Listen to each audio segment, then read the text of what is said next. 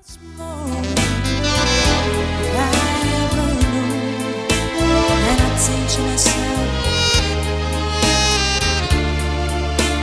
a wonderful world.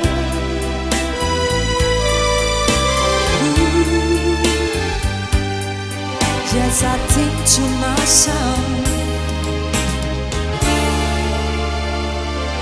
what a wonderful world.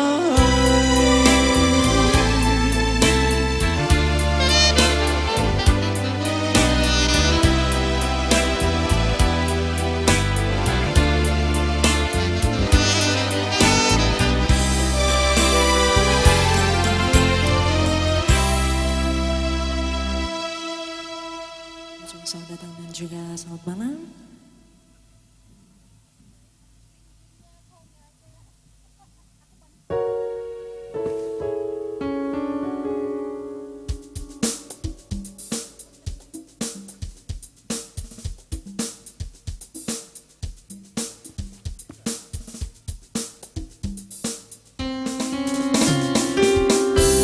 Senada cinta bersemi di antara kita, menyadang anggunnya peranan jiwa asmara, terlanjur untuk terhenti di jalan yang telah tertempuh semenjak dini, sehidup semati. Kian lama kian pasrah ku rasakan jua, janji yang terucap tak mungkin terhapus saja.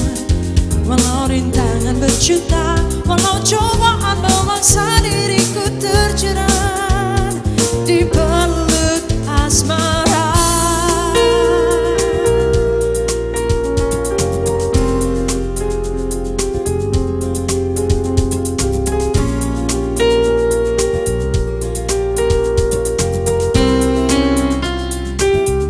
Bersama dirimu terbebas dari nestapa, dalam wangi bunga cinta-cinta nan bahagia. Walau rintangan berjuta, walau cobaan memaksa diriku terbuai di batas asmara. Kian lama kian pasrah ku rasakan jua, janji yang terucap tak mungkin terhapus saja. Walau rintangan berjuta, walau cobaan memaksa diriku terjerat di peluk asmara. Terlambat untuk berdosa, terlambatlah sudah menyentuh sanubaritas semudah ku sangka. Yakinkan cintamu, yakinkan segalanya, perlahan dan pasti daku kan melangkah menuju damai jiwa.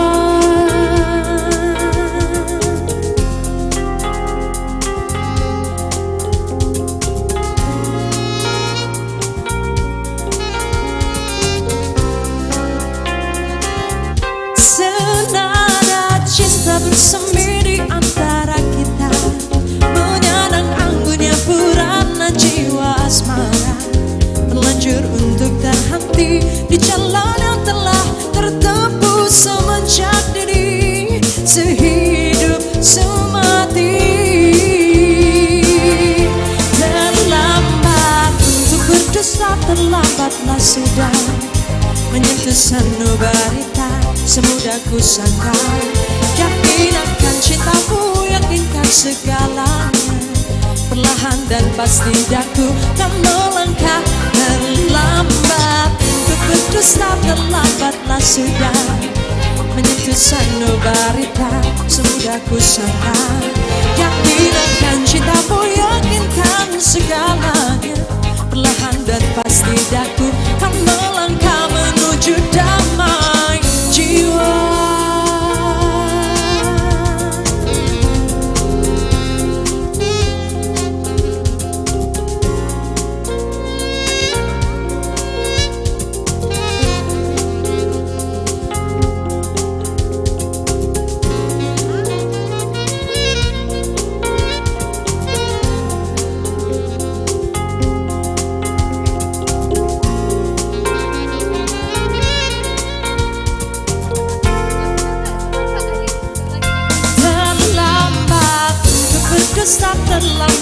sudah menyentuh sanubari tak semudah ku sangka. Yakin akan cintaku, yakinkan segalanya. Perlahan dan pasti aku tak melangkah terlambat. Untuk berdosa terlambatlah sudah menyentuh sanubari tak semudah ku sangka. Yakin akan cintaku, yakinkan segalanya. Perlahan dan pasti aku tak melangkah menuju damai jiwa.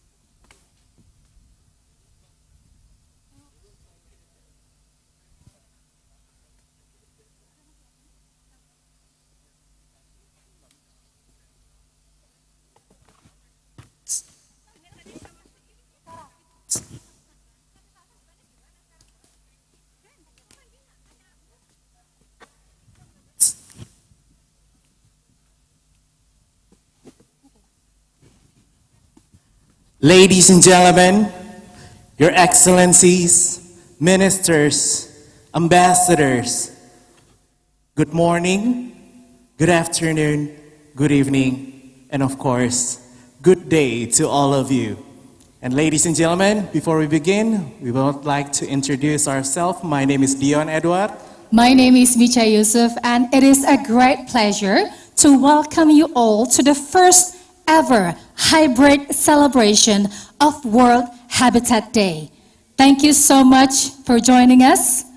And for the first time to open this agenda, Dion and ladies and gentlemen, we would like to invite the Mayor of Surabaya, the Honorable Tri Risma Harini, to do the opening remarks for this evening. Ladies and gentlemen, one more time, please welcome the Mayor of Surabaya, Honorable Tri Risma Harini.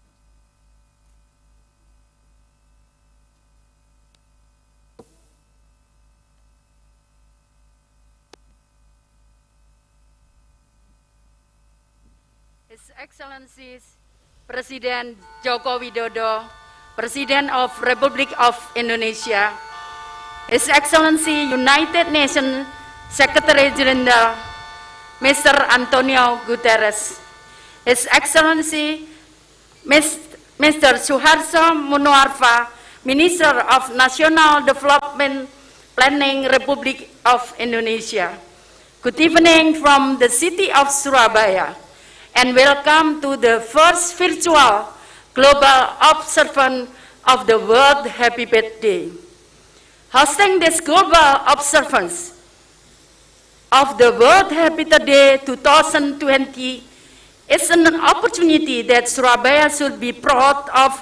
Our sincere gratitude to Mr. President, Republic of Indonesia, UN Secretary General, Ministry of Public Works and Housing, and our long-standing partner, UN Habitat, for making Surabaya hosting this global event possible. The city government of Surabaya and all citizens have been so excited to prepare the physical World Habitat Day celebration this year, and welcome you all here today in the City Hall of Surabaya, joining a festive celebration and gala dinner. However, due to the pandemic, we have to do it in hybrid, a global virtual meeting and physical event here in Surabaya. Along this year, we are all tested with the outbreak of pandemic in which people's economic condition is severely impacted with lower purchasing power to acquire decent housing. Distinguished partners, Surabaya, the second biggest city in Indonesia, with total population of 3.1 million people at night and around 5 million people a day, share common challenges with other big cities around the world, especially in dealing with the COVID-19 outbreak. Knowing that Surabaya has a quite high urbanization and population growth. Before the pandemic, Surabaya enjoyed a robust economic growth that goes above the provincial and national rate. However, we also experienced a downturn along this year due to the COVID-19. Today, we have at some point managed to control the spread of the disease and keeping the city open by applying strict health protocols in all areas. On this Habitat Day, we expect to also hear many knowledge and lesson learned from other cities and how to recover and build back better. Another challenge we face is the impact of the global warming, including natural disaster, landslides, earthquake, and fire. Surabaya is located only 5 meters above sea level, and it even becomes on 2 meters below sea level during the high tide. Therefore, managing flood caused by heavy rain and sea tide has been our concern in the past 10 years. We can now enjoy the reduction of the flooding from around 50% out of total area to only 2% remaining. Moreover, Surabaya was known as a hot and dry city. With an excessive greening project we have undertaken, we managed to reduce the city temperature up to degrees Celsius.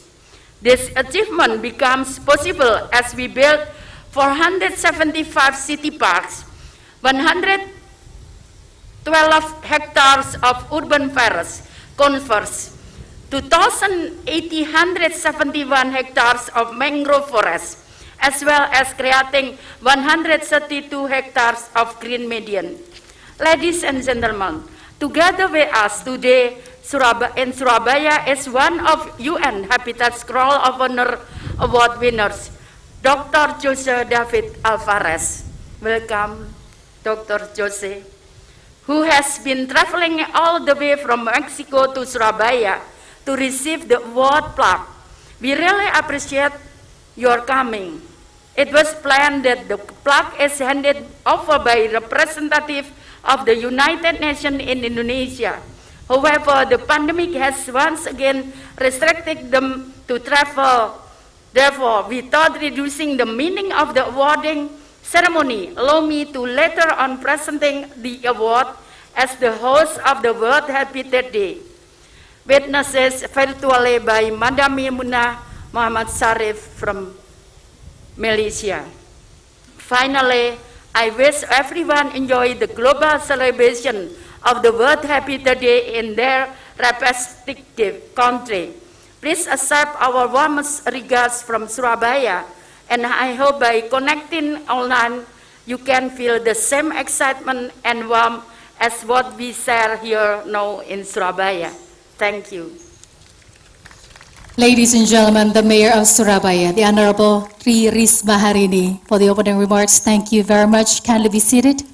And now, ladies and gentlemen, to continue our agenda, we will now see a video message coming from the UN Secretary General, Mr. Antonio Guterres. Each year, World Habitat Day focuses attention on the state of the world's towns and cities. This year's observance highlights the centrality of housing as a driver for sustainable urban development.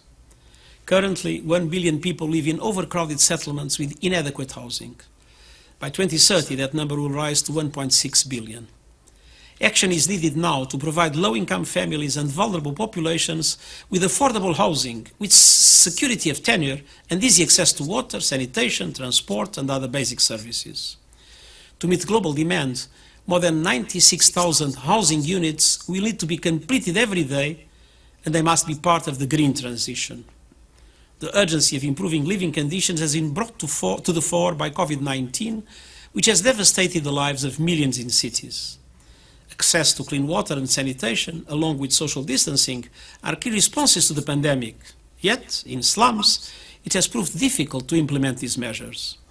This means an increased risk of infection, not only within slums, but in all cities, many of which are largely serviced by low-income, informal sector workers living in informal settlements.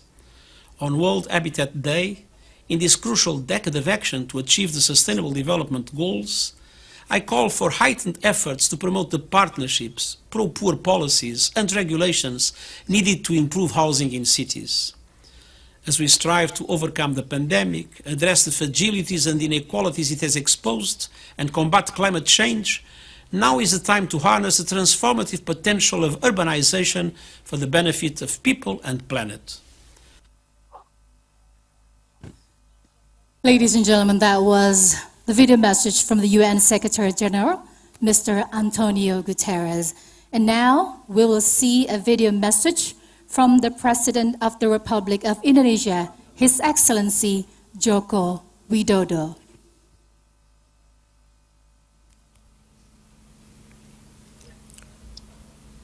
Bismillahirrahmanirrahim. Assalamualaikum warahmatullahi wabarakatuh. Salam sejahtera bagi kita semua. Om Swastiastu, Namo Buddhaya, salam kebajikan. Yang saya hormati para Menteri Kabinet Indonesia Maju, yang saya hormati Direktur Eksekutif United Nations Habitat, yang saya hormati Wali Kota Surabaya, yang saya hormati para delegasi internasional dan para pemenang Scroll of Honor Award dan hadirin undangan yang berbahagia. Atas nama pemerintah dan rakyat Indonesia, saya menyampaikan selamat datang kepada seluruh delegasi dan seluruh pemenang Scroll of Honor Award dari berbagai negara. Adalah sebuah kehormatan bagi rakyat Indonesia bahwa kota Surabaya dipercaya sebagai tuan rumah penyelenggara di Global Observance of the WorldHabitatDay tahun 2020. Kita bertemu di kota Surabaya ini untuk meyakinkan kepada dunia bahwa agenda baru perkotaan New Urban Agenda tahun 2036 tidak bisa ditunda-tunda lagi. Saat ini 55% penduduk dunia tinggal di perkotaan. Di tahun 2050, jumlahnya diperkirakan meningkat menjadi 68%. Laju peningkatan tertinggi terjadi di benua Asia dan Afrika. Indonesia di tahun 2030 diprediksi memiliki jumlah penduduk hampir 300 juta jiwa. 63,4% tinggal di perkotaan. Karena itulah persoalan penataan perkotaan dan agenda baru perkotaan menjadi sangat penting. Jika tidak disiapkan secara serius, pertumbuhan pesat masyarakat tersebut bisa memicu permasalahan, mulai dari masalah kepadatan dan kemiskinan, masalah lingkungan dan ketersediaan ruang publik, ketersediaan infrastruktur dasar, terutama air bersih dan sanitasi, termasuk masalah perumahan dan berbagai masalah perkotaan lainnya. Namun, jika kita tangani dengan baik, saya berkeyakinan bahwa urbanisasi dapat menjadi peluang yang luar biasa bagi kemajuan bangsa. Bisa menjadi pusat kreativitas dan inovasi, bisa memacu pertumbuhan ekonomi, serta meningkatkan kualitas hidup dan kesejahteraan warganya. Hadirin yang saya hormati, tema Housing for All, a Better Urban Future merupakan agenda yang tepat untuk kita semua, untuk seluruh dunia, bahwa rumah adalah kebutuhan dasar semua orang di seluruh dunia, bahwa rumah akan memperkuat keluarga sebagai pilar utama kekuatan bangsa. Dan rumah merupakan benteng pertahanan pertama melawan berbagai risiko kesehatan, termasuk pandemi COVID-19. Pemerintah Indonesia berupaya keras agar setiap warga negara dapat menempati rumah layak huni. Dan sejak tahun 2015 telah dilaksanakan program 1 juta rumah. Target pembangunan 1 juta unit rumah per tahun sudah berhasil dilampaui pada tahun 2018 dengan fokus pada masyarakat berpenghasilan rendah. Kami terus mengembangkan inovasi pembiayaan untuk meningkatkan akses rumah bagi masyarakat berpenghasilan rendah. Partisipasi swasta, partisipasi masyarakat, dan partisipasi lembaga keuangan terus kita dorong. Pelaksanaan Undang-Undang Tabungan Perumahan Rakyat atau TAPERA yang memberikan jaminan ketersediaan sumber dana jangka panjang dan berkelanjutan terus kita jaga, serta keterbukaan informasi dan kemudahan komunikasi terus kita kembangkan untuk memudahkan akses rumah bagi masyarakat berpenghasilan rendah. Pemerintah Indonesia juga memberikan perhatian serius pada peningkatan kualitas kampung kumuh, program perbaikan kampung atau Kampung Improvement Program, dan program Kotaku, Kota Tanpa Kumuh, menitik beratkan pada kolaborasi antara pemerintah, pemerintah daerah, swasta, dan masyarakat dalam menyediakan pelayanan dasar seperti air bersih dan sanitasi yang layak. Hadirin sekalian yang saya hormati, saat ini Indonesia seperti negara-negara lain di dunia sedang menangani penyebaran COVID-19. Kami menjadikan pandemi ini sebagai pembelajaran untuk membangun perkotaan yang tangguh di masa depan. Kekuatan komunitas berbasis rukun tetangga dan rukun warga kita aktifkan untuk pemantauan penyebaran pandemi, membangun basis data penularan dan dukungan terhadap isolasi mandiri, dan membantu penyaluran jaring perlindungan sosial kepada warga terdampak. Selama pandemi, kami menyalurkan berbagai skema bantuan sosial seperti paket sembako, bantuan sosial tunai, subsidi listrik, subsidi gaji, bansos produktif, kartu prakerja, dan padat karya tunai. Pandemi COVID juga menjadi momentum pembelajaran dan refleksi untuk merancang kebijakan perencanaan dan pengelolaan perkotaan yang inklusif dan berkeadilan, meningkatkan ketangguhan dalam menghadapi bencana alam maupun bencana non-alam, termasuk ketangguhan terhadap wabah penyakit. Saya sangat berharap peringatan Hari Habitat Dunia tahun 2020 ini dapat dimanfaatkan untuk saling berbagi gagasan, bertukar pengetahuan, keahlian dan pengalaman, menjalin kerjasama dan memperkuat kolaborasi untuk meningkatkan ketangguhan kota menghadapi pandemi dan bencana alam lainnya. Terima kasih saya sampaikan, selamat memperingati Hari Habitat Dunia tahun 2020. Terima kasih. Wassalamualaikum warahmatullahi wabarakatuh.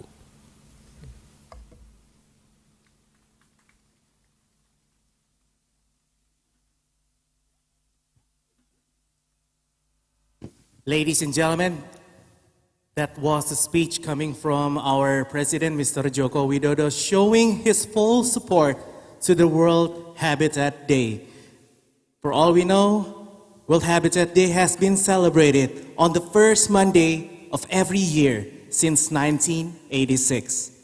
We will now hear from the host of the global observance last year, which took place in Mexico City. The Honorable Martha Delgado, Undersecretary for Multilateral Affairs and Human Rights, Mexico, will deliver the message. The screen is yours.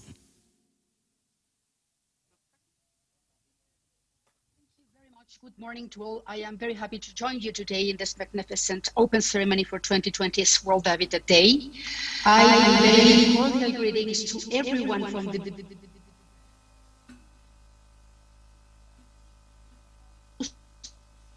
last year World Habitat Day. I wish that all of you and your close ones have remained safe and healthy in the of pandemic. I would like to start by thanking Executive Sharif and all the authorities of Indonesia for coordinating this important event and for your leadership on urban excellence and innovation.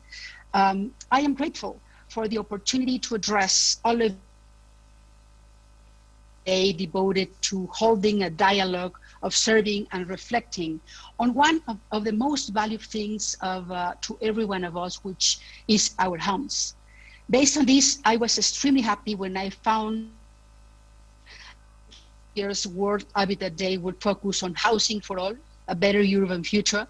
Being a human right, housing is a catalyst for sustainability and equality, as it contributes to an holistic development of communities. Well-managed housing can enhance social cohesion and community integration. And this year has proven the deep importance of ensuring inclusive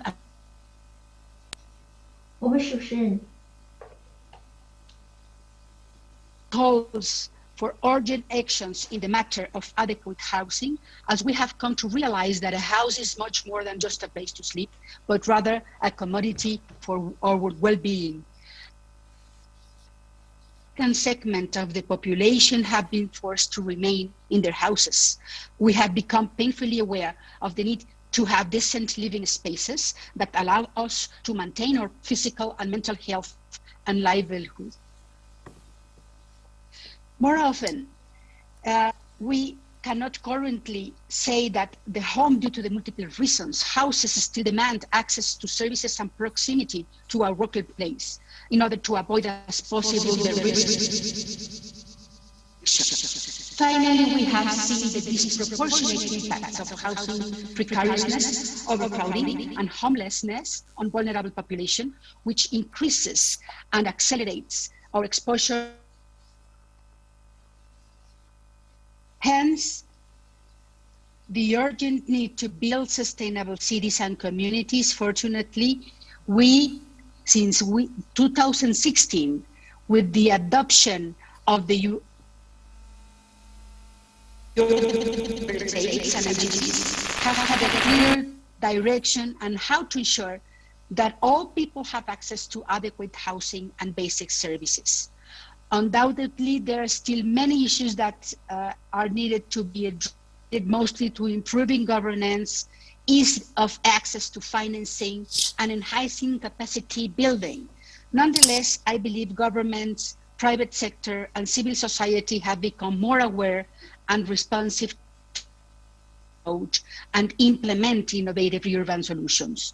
The best example of this are today's awardees who have come together to show that urban sustainability is not only a slogan, but rather a concept implemented on the ground. And I congratulate all the winners. Above all, you are an inspiration to all of us to take action. As a president of UN Habitat Assembly, on hosting a myriad event, debates, and conference dedicated to facilitate the sharing of the knowledge and capacity building. We have in access to the most efficient and effective solution, and cooperation is the way to achieve the best outcome for all. Let us continue working together to build sustainable, resilient cities to all, so that more and more people can get access to better conditions related to their health, dignity, safety, and well-being.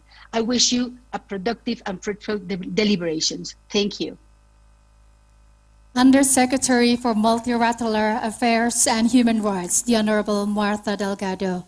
Thank you so much for joining us. And now, ladies and gentlemen, we will now have a special video message from the UN Special Rapporteur on the right to adequate housing, Mr. Balakrishnan Rajagopal.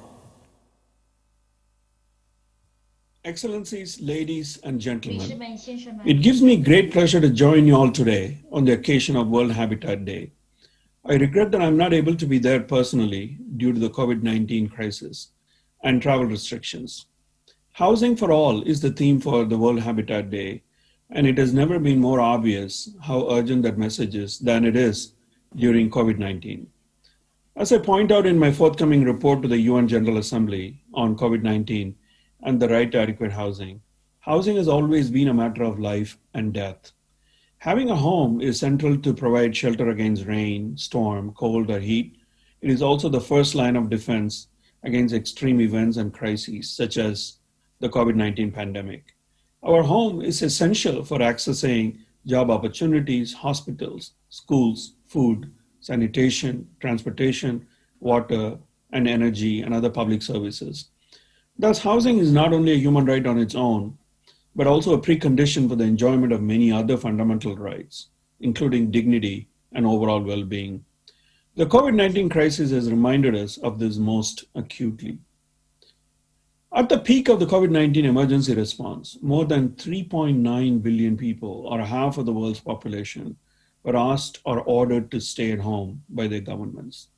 They were also asked to socially or physically distance themselves from people outside their household. Yet for a majority of these people, these emergency orders to prevent the spread of the virus have been difficult, if not impossible, to follow. Billions live today in informal settlements or in overcrowded homes where physical distancing is not an option. A massive eviction crisis looms large for renters, while many millions of refugees and internally displaced people, as well as millions of people who are in situations of homelessness, do not have a place to call their home. Forced evictions have continued, if not accelerated, during the pandemic in too many countries, exposing vulnerable groups to higher risks of contacting the virus.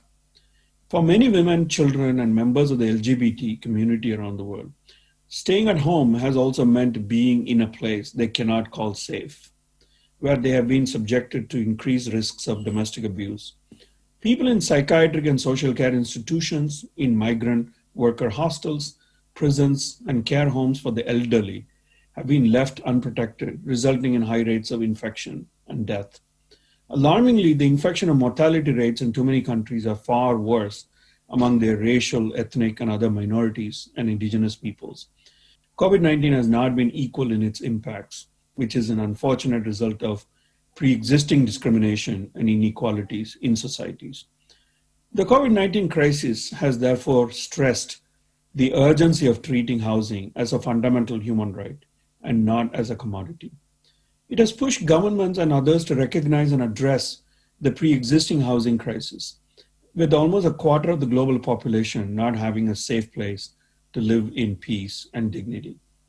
Many COVID-19 emergency response measures have shown that right to housing can actually be realized when local and national governments put housing at the center of their political agenda.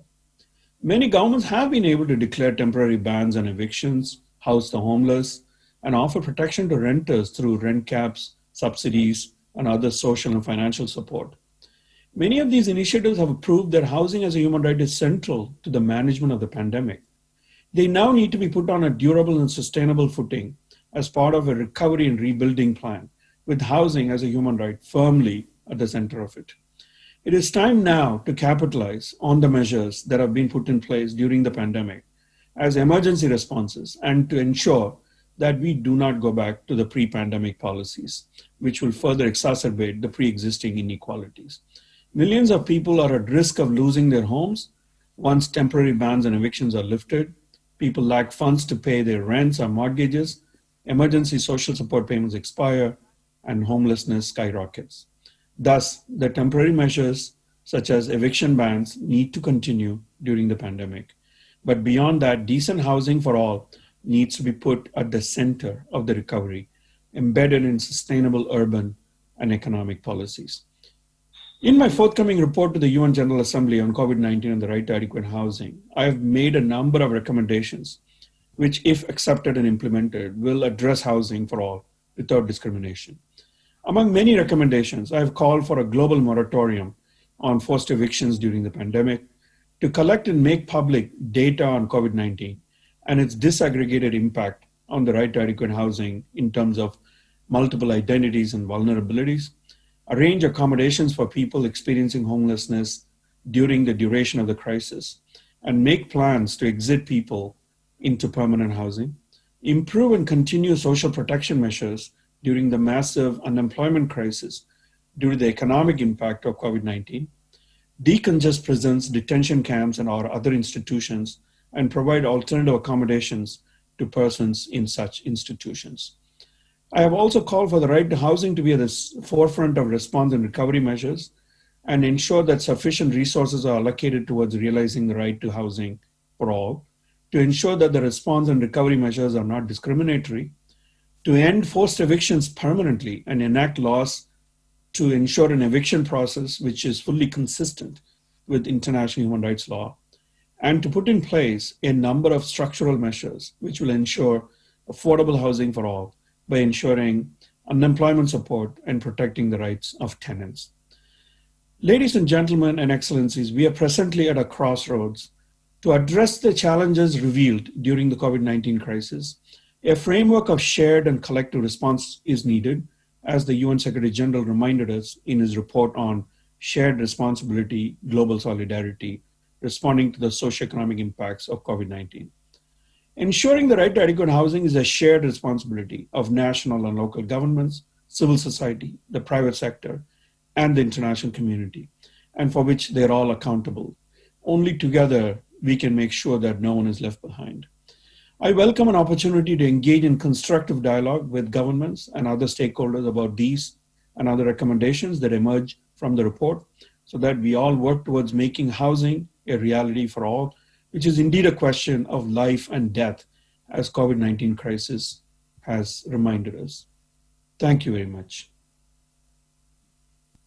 Ladies and gentlemen, that was a special message and support coming from Mr. Balakrishnan Rajagopal.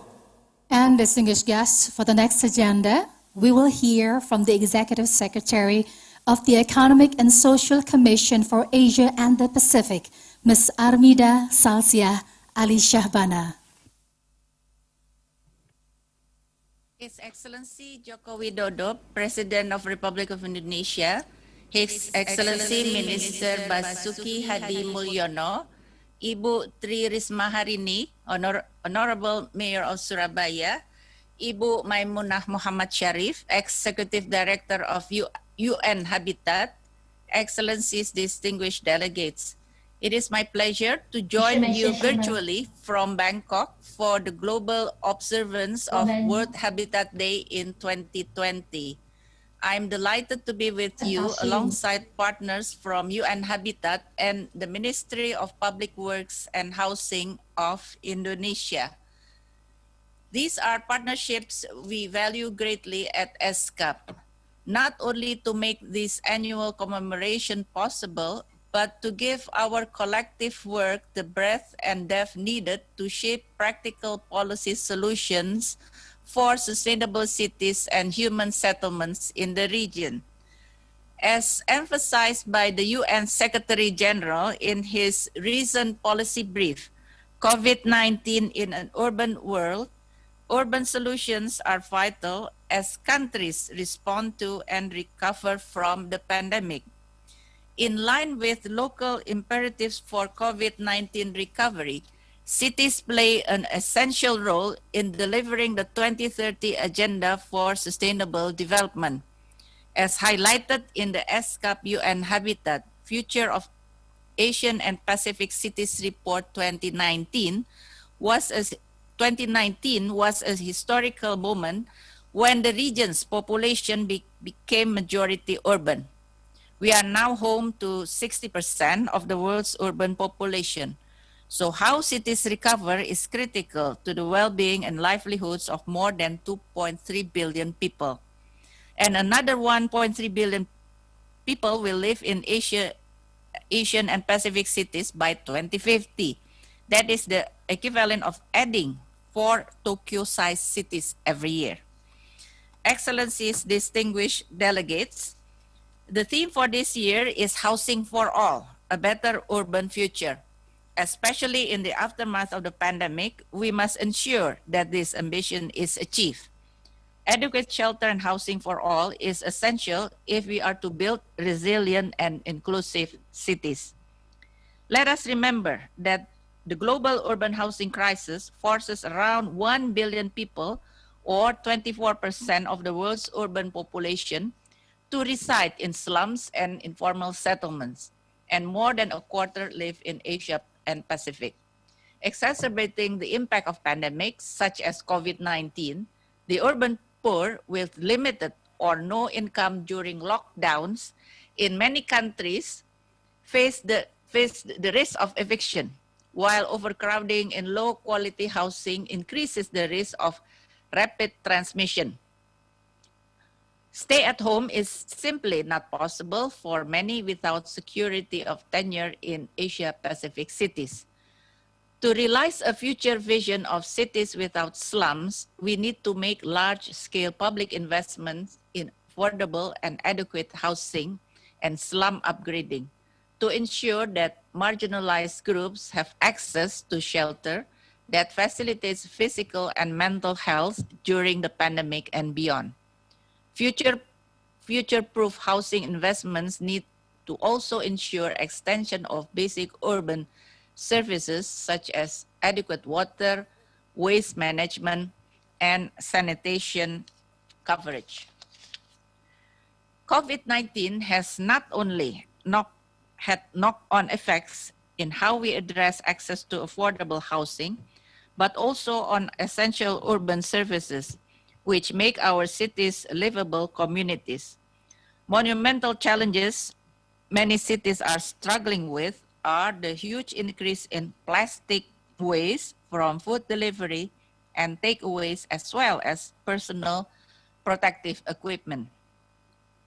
In this light, it is imperative that I revisit with you the progress in implementing the 2019 call of World Habitat Day, that was last year, which focused on the theme of frontier technologies as an innovative tool to transform waste to wealth. Every year, about 8 million tons of plastic materials enter our oceans. Cities in Southeast Asia contribute to over half of it. Much of this is used for around 10 minutes and take up to a millennium to degrade in the environment if uncollected.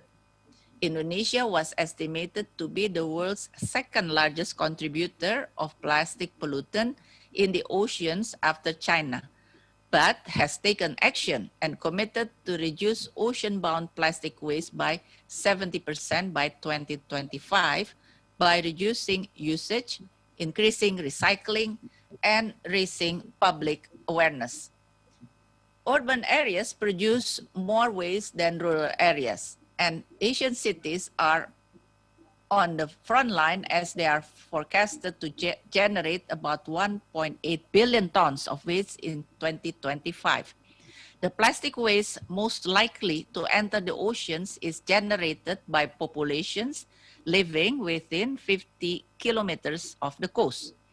If no transformational solutions are implemented, the amount of plastic debris entering the ocean could triple within 3 decades. We need to support cities in their war on waste, especially now with the increase in plastic use from COVID-19. To tackle this problem, ESCAP, supported by the government of Japan following the G20 Osaka Blue Ocean Vision, and ASEAN are undertaking an innovative project named Closing the Loop to mobilize local and regional governments towards action on plastic waste. Closing the Loop promotes moving from a linear economy to a circular economy when it comes to plastics, which are too valuable to waste and too harmful to our marine ecosystems. This is even more important now with the effects of COVID-19. The Closing the Loop project takes an innovation-led, solution-based approach to leverage space application in a new digital tool to help local and regional governments monitor and visualize plastic waste leakages and to map waste hotspots. By applying smart city solutions such as these, we can help cities identify and eliminate plastic pollution hotspots in a cost-effective manner. 4 pilot cities from ASEAN joined the project. One of them is our host today, Surabaya, Indonesia, alongside Kuala Lumpur in Malaysia, Nakhon Si Thammarat in Thailand, and Da Nang in Vietnam. Surabaya has an ambitious target of becoming free of plastic waste by next year.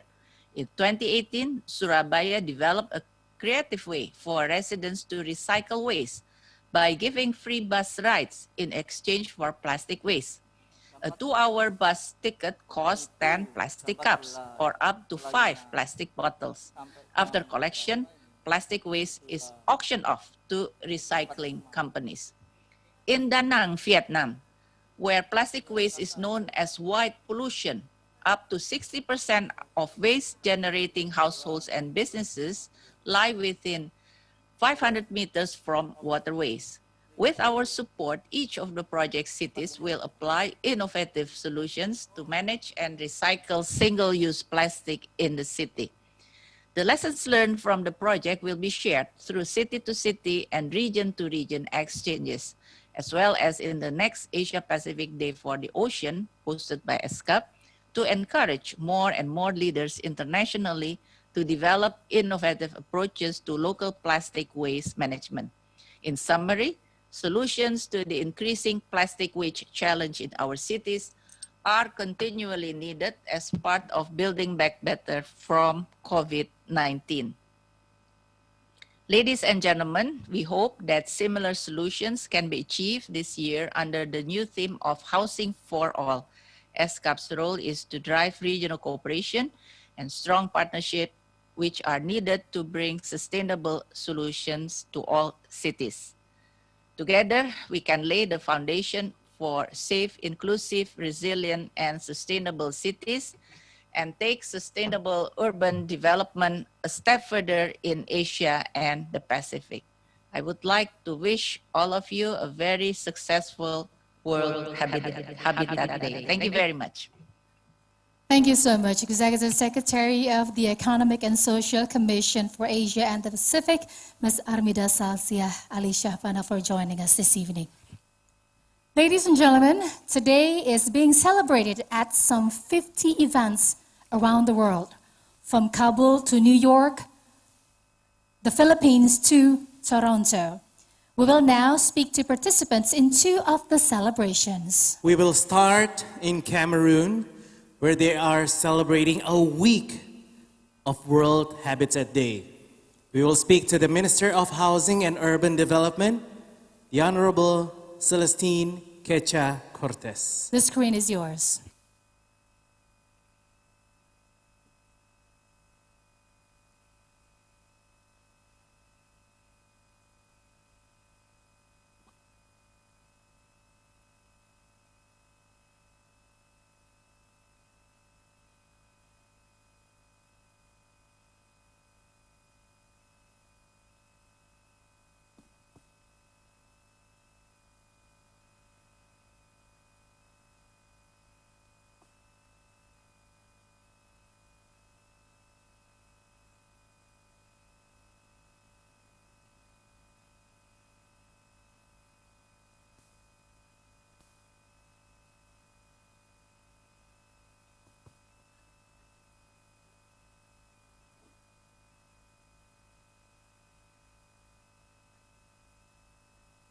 It seems that we still need the connection to get through the Honorable Celestine Quecha Cortes.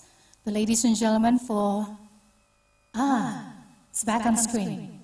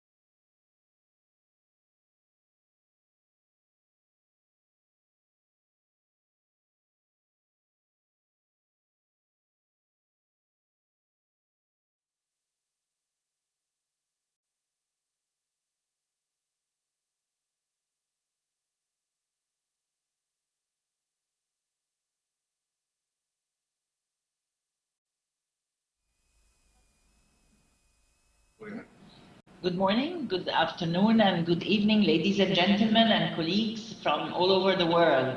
It is our pleasure that we join on such a special day from Cairo, Egypt, where we observe the stressing importance of the theme of this year's World Habitat Day, Housing for All.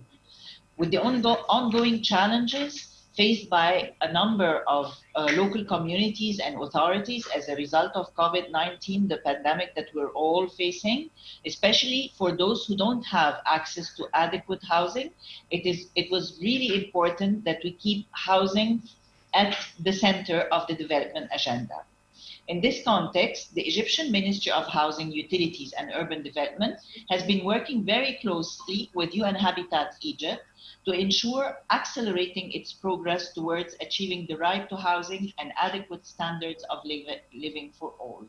Today in the morning, we were very proud to see the results of so many years of preparation and consultations as Egypt launched its national housing strategy, guided by the UN Habitat Global Housing Strategy, guided by human rights recommendations and national visions and strategies.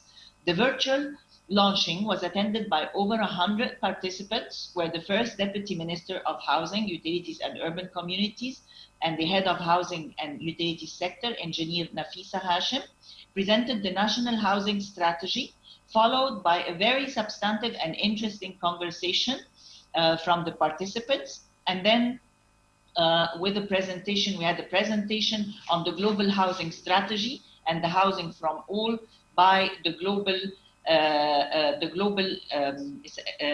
section of the global division for land and housing and shelter section. We also had we had a session on questions and answers, and we are really happy to join you today now to give some highlights, which we will be presenting with a short video that you can see with us now. I also want to note that you can access the housing strategy of the Egypt National Housing Strategy in English and Arabic through our UN Habitat website. So let's watch the video together for 3 minutes.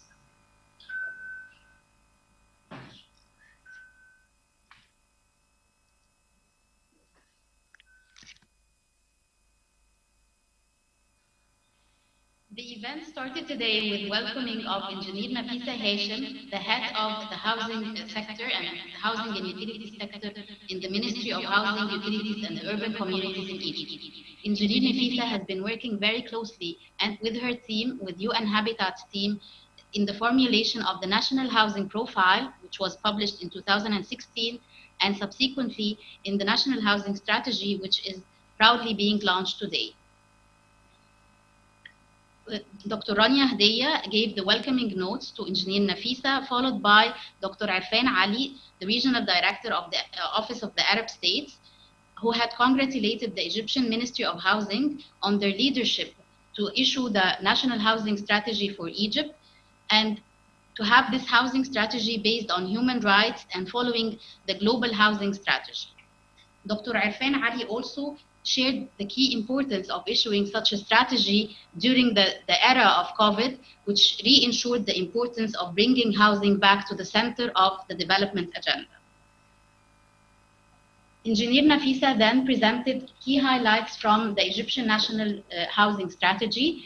She mentioned the relationship between the strategy and the new urban agenda. She highlighted the human rights-based perspective of the strategy, the different pillars and the different components of the strategy, making sure that this strategy can be an enabler to having a better and improved accessible housing for all in Egypt. The session of the presentation was followed by a questions and answer session, which included a number of questions that came from the floor, focusing on low-income housing, accessibility, affordability, sustainability of the housing sector in Egypt. The discussion was then introduced the Global Housing Strategy, a presentation by the Global Housing Solution by UN Habitat, which presented the global campaign Housing for All. After the campaign was presented, another sessions of questions and answers were discussed, where some of the participants gave questions to the different panelists, and the discussion was concluded by the main recommendations of the strategy. Today, we are very happy to have the different stakeholders participate in such a global event, and we are also happy to continue the dialogue with the different stakeholders in Egypt and in the Arab region and also around the world towards sustainable housing and sustainable urban development for all in Egypt and globally. Thank you very much, and back to you.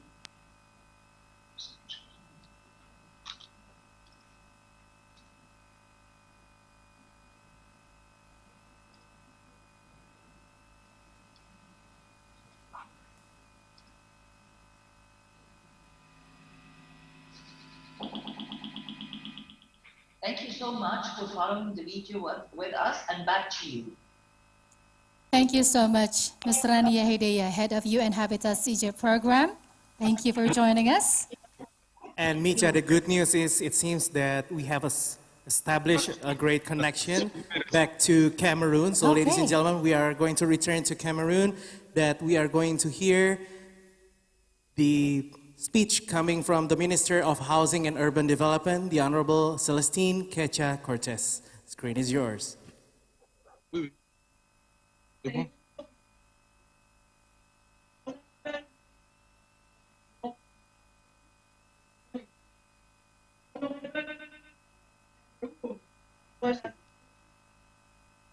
Madam Mayuna Paul, Director of Mayor of it's an honor for me for this occasion to share the highlights of the as well as giving now message how before continuing my remarks, I would like to acknowledge and thank the President of African Union, the President of the Society on Housing and Urban Development of the AU and the Ministry of Infrastructure, Equipment, and Housing, the Economic Commission of the United Nations, and the Deputy Director of UN in the celebration of WorldHabitat Day and the main event of the continent were metro activity and roundtable for housing for all in Senegal, in Benin, Mozambique, Kenya, Comoro, Guinea, Burundi, and Cameroon. Campaign and Cameroon and for local authorities from SB and the new urban agenda in Burkina Faso and Cameroon has been made. At the end of this session, we pretend that the need of decent housing in Africa there, but it is an opportunity, not just for national and international investment. Achieve urbanization must be implemented based on priority investment and be in the measures taken by the coordinated stakeholders and increasingly share resources with a focus to integrate urban consolidation.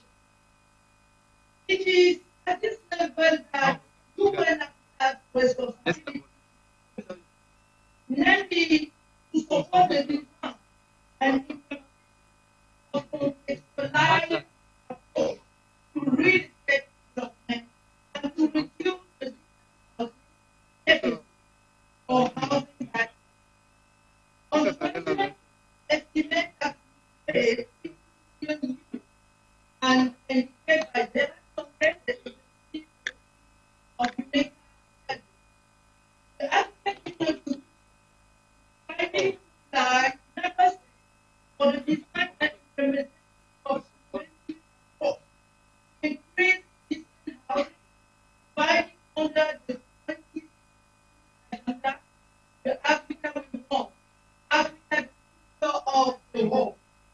Honorable Minister, in Cameroon, like the mayor of one, we have been able to take on the urban and solution for reducing the housing deficit, estimated today of billion units. Part of public housing needs of the program of President Paul Biya in Cameroon serves as COVID-19 quarantine with the aim to reduce participation and ensure of affected persons in Ladies and gentlemen, that was Honorable Celestine Quecho Cortez. It seems that we have to move to the next agenda. We now have the honor to have a statement from Her Royal Highness Princess Lamia bint Majed Al Saud, UN Habitat Regional Goodwill Ambassador for Arab States. The screen is yours. Hello, everyone, and good afternoon. Your Excellencies, ladies and gentlemen, it is a great honor to be with you here today. First of all, I would like to express my deep thanks and gratitude for being appointed as the first UN Habitat Goodwill Ambassador for the Arab region this February. Of course, with such a title comes a great responsibility, and I must say that I will fulfill this responsibility with great pride and determination. Second, I would like to thank you and Habitat for giving me the opportunity to be a part of this event on World Habitat Day 2020, as it presents the opportunity to engage in a global discussion on the transformative impact of COVID-19 on the housing sector, of course. Indeed, there is no better time than this to be discussing such a critical topic, the topic of housing and providing a better urban future for all. This year has not been easy on anyone, of course, because of the COVID-19 pandemic has shifted people's life and created major changes in society. This pandemic has forced people to quarantine in their homes. People have been instructed to social distance and to wash their hands and stay, of course, at home. But what about those people who do not have this advantage of having a roof on top of their heads or running water? What about the people who are living in condensed area that does not have support such measures? According to the UN Habitat, there are around 1 billion people who live in slums, informal settlement, and in overcrowded and inadequate housing. There is also around 2.4 billion people who lack adequate access to safe water and sanitation. The UN Habitat were very aggressive in addressing this situation, and they were successful in providing solutions. So I would like to thank again the UN Habitat for all its efforts in supporting local government and for providing community-driven solution in informal settlements during this pandemic. At Al Walid Philanthropy, it has always been top priorities for us to provide homes and adequate shelter for people who are struggling. For example, one of our initiatives is providing 1,000 units per year in Saudi Arabia, in all around Saudi Arabia. We actually duplicated this project with one of our partner in Egypt, so we're providing 1,000 unit as well for the needy people. Of course, as everyone knows, our philanthropy works in 180 countries around the world, so the housing projects have been duplicated, whether in Indonesia, we constructed and we built over 100 housing units in Africa, in Burkina Faso, in Mali, in Senegal, in Ghana, in Albania. One of the projects that I'm really proud of is working with different partners around the world, because unity is very important. To deliver much better quality, we have to collaborate and we have to unite with each other. One of the most projects that I'm personally very proud of is collaborating with the Nubian Vault. We actually worked in houses in Africa, not only providing houses, no, but also training masons. So we actually contributing in the economy of each country and how to provide opportunities for youth and job opportunities. And I hope this will be an inspiration to all of us whose privileges, and we have our houses, our home, our family safe. I just want to ask you to rethink of giving more and providing more for people who doesn't have this privilege or doesn't have a roof on top of their heads or even a running water. This is a very critical time and crucial time for us to gather together and reflect what we feel and what we want to do. So I hope from here, I would like to again thank the UN Habitat and address this request to everyone on the platform just to do more to provide a better housing for people around the world. And thank you very much. Thank you so much, Your Royal Highness Princess Lamia bint Majid Al Saud, UN Habitat Regional Goodwill Ambassador for Arab States, for joining us. And now, ladies and gentlemen, we will now hear from the Executive Director of UN Habitat, Ms. Maimuna Muhammad Sharif, who is now live in Subang Jaya, Malaysia.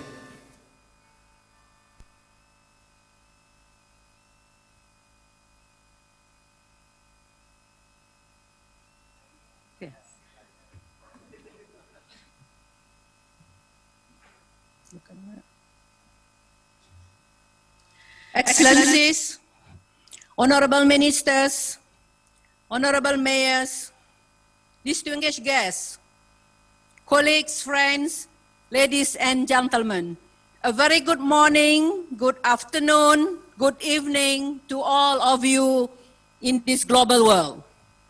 It is my pleasure to officially launch the Urban Agenda platform and particularly association with Subang Jaya and Surabaya, which is a true home of new urban agenda. As many of you will recall, the third and the last preparatory committee for Habitat 3, the UN Conference on Housing and Sustainable Urban Development, was held here in Surabaya in 2016. This was followed by the Habitat 3 conference itself in Quito, Ecuador. Today, we are back in this city to celebrate the launch of global platform on the new urban agenda and the urban-related SDGs, facilitated by UN Habitat. The new urban agenda provides us with the opportunity to collectively reflect and to share progress on what has been done since 2016 by governments and all other stakeholders. It is the space for member states to share their voluntary reports on progress in the implementations on the new urban agenda and for all stakeholders to share what they are doing and to make commitment and also to committed action moving forward. These include a repository of best practices, data, resources, online training materials, and others. We will be seeking new ways to closely align the deliberations at the World Urban Forum every 2 years with the updates that we have available on the Urban Agenda platform. This platform is part of the declared action at the 10th World Urban Forum in Abu Dhabi. I am glad that we are now able to fulfill our commitment to make it available to all stakeholders. As part of today's launch, I am proud to also officially release the first part of UN Habitat's new urban agenda outline course, which is featured on the platform and is ready for use. Ladies and gentlemen, the new urban agenda platform would not be possible without the many consultants and support and many consultation with others, which we had over the last year from different partners. And I would like to extend my deep appreciation to all of you for all your support. Let us use this momentum. Let us build on this and new partnership to make the new urban agenda platform relevant and effective space to nurture all the information needed for sustainable cities and to become a reality for all. I hereby declare the new Urban Agenda platform is officially launched.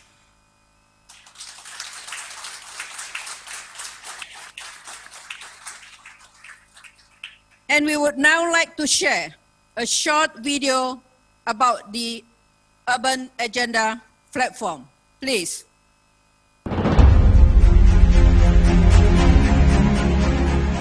Surabaya is a home city of the third session of the Habitat 3 Preparatory Committee held in July 2016. This was the last round of negotiations that gave birth to the new urban agenda.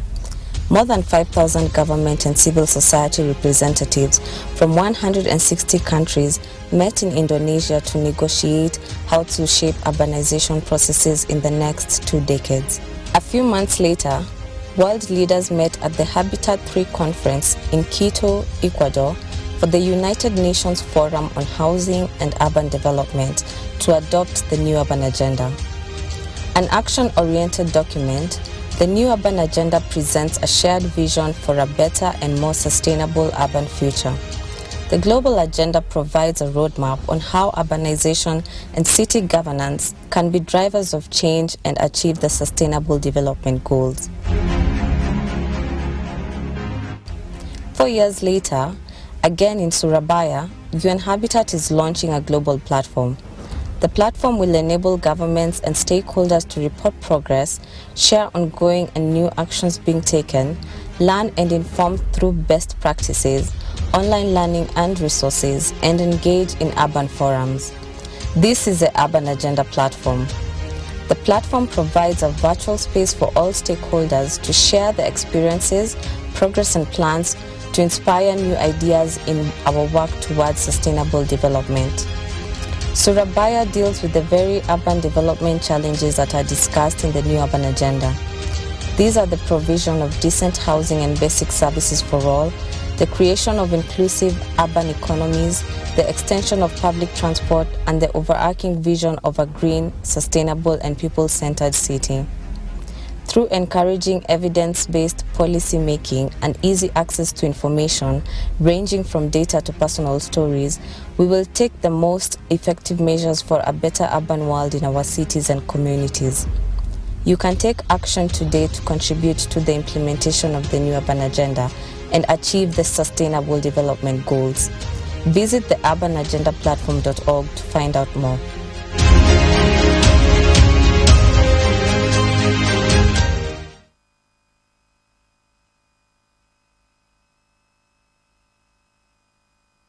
The theme of the World Habitat Day 2020 is Housing for All, for a Better Urban Future.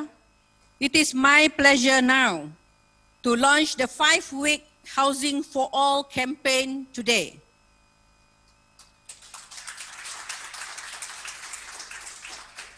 In the next 5 weeks, we hope to raise awareness about the role of housing as the basis for thriving cities, communities, and individuals. We also hope to gather solutions and encourage global commitments to providing housing for all. A house is more than just a roof over our heads. A house is critical for health, safety, and dignity. It gives sense of belonging and well-being for people to grow, to engage, to live, to work, and learn together. In short, housing for all is a critical part of development. During this COVID-19 crisis, we have seen the positive impact of providing homes and shelter to communities. With adequate housing and protections, peoples can thrive and cities can recover. It is a central component to ensure that we do not leave anyone and any place behind. Because our homes are our first line of defense, it is clear that housing is a human right. We all have a shared responsibility as stakeholders to ensure housing for all. During these 5 weeks, our call to action is for everyone to commit to ensuring adequate housing for all. We will showcase the best housing solutions and ask partners to share their own models in order to inspire others. I hope you all take part in this campaign, which is also featuring a documentary film called The Human Shelter by Danish film director Boris B. Bottom.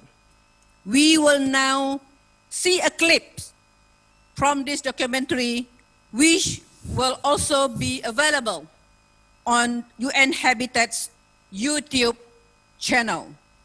Please, the video on the human shelter. Thank you.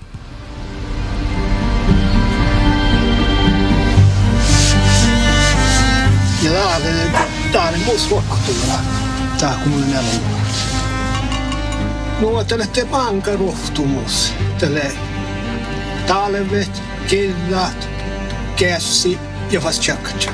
で12人から13人ぐらいが、まあ、それぞれ友達同士で集まってでみんなでそのなんていうかまあ、気持ちよく楽しく暮らせる家を作ろうっていうことで。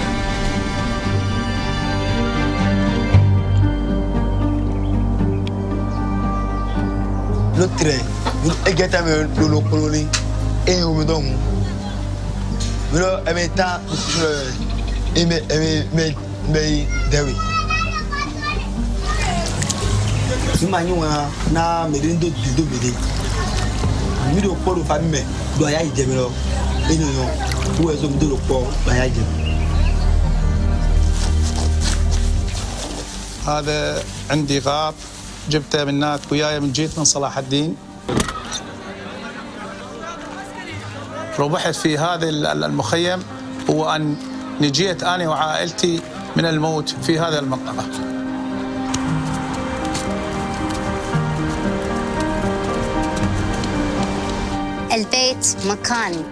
البيت مكان الذي أعيش فيه.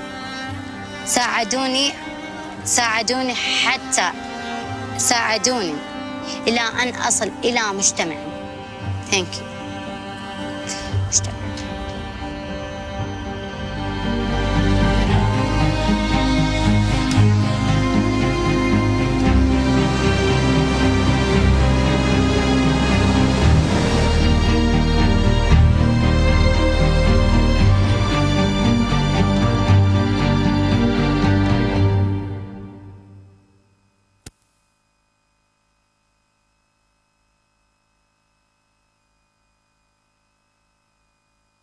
Now, I'm going to deliver my statement as an Executive Director of UN Habitat for the World Habitat Day 2020. Assalamualaikum warahmatullahi wabarakatuh. Good evening, good afternoon, and good morning to all of you. It is wonderful to see so many celebrations around the world. And I have been told that more than 50 cities are hosting events to commemorate the World Habitat Day for this year. I am particularly thankful to the government of Indonesia and the city of Surabaya for hosting the global observance of World Habitat Day 2020.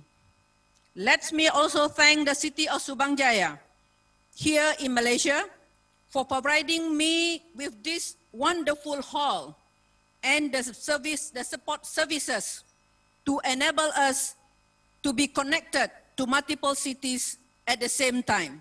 Thank you very much, Subangjaya. And Surabaya too. What a difference a year makes.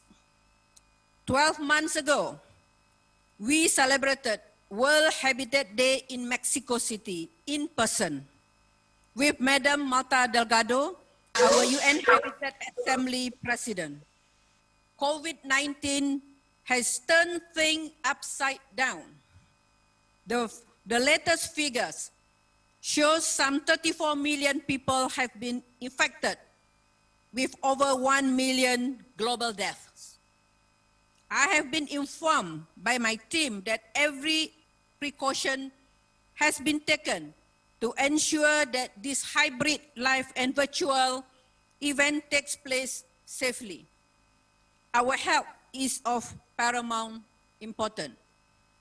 Ladies and gentlemen, every year, World Habitat Day presents to all of us an opportunity to reflect on the state of the world's cities, town, and human settlement. We take stock of our efforts to ensure no one and no place is left behind.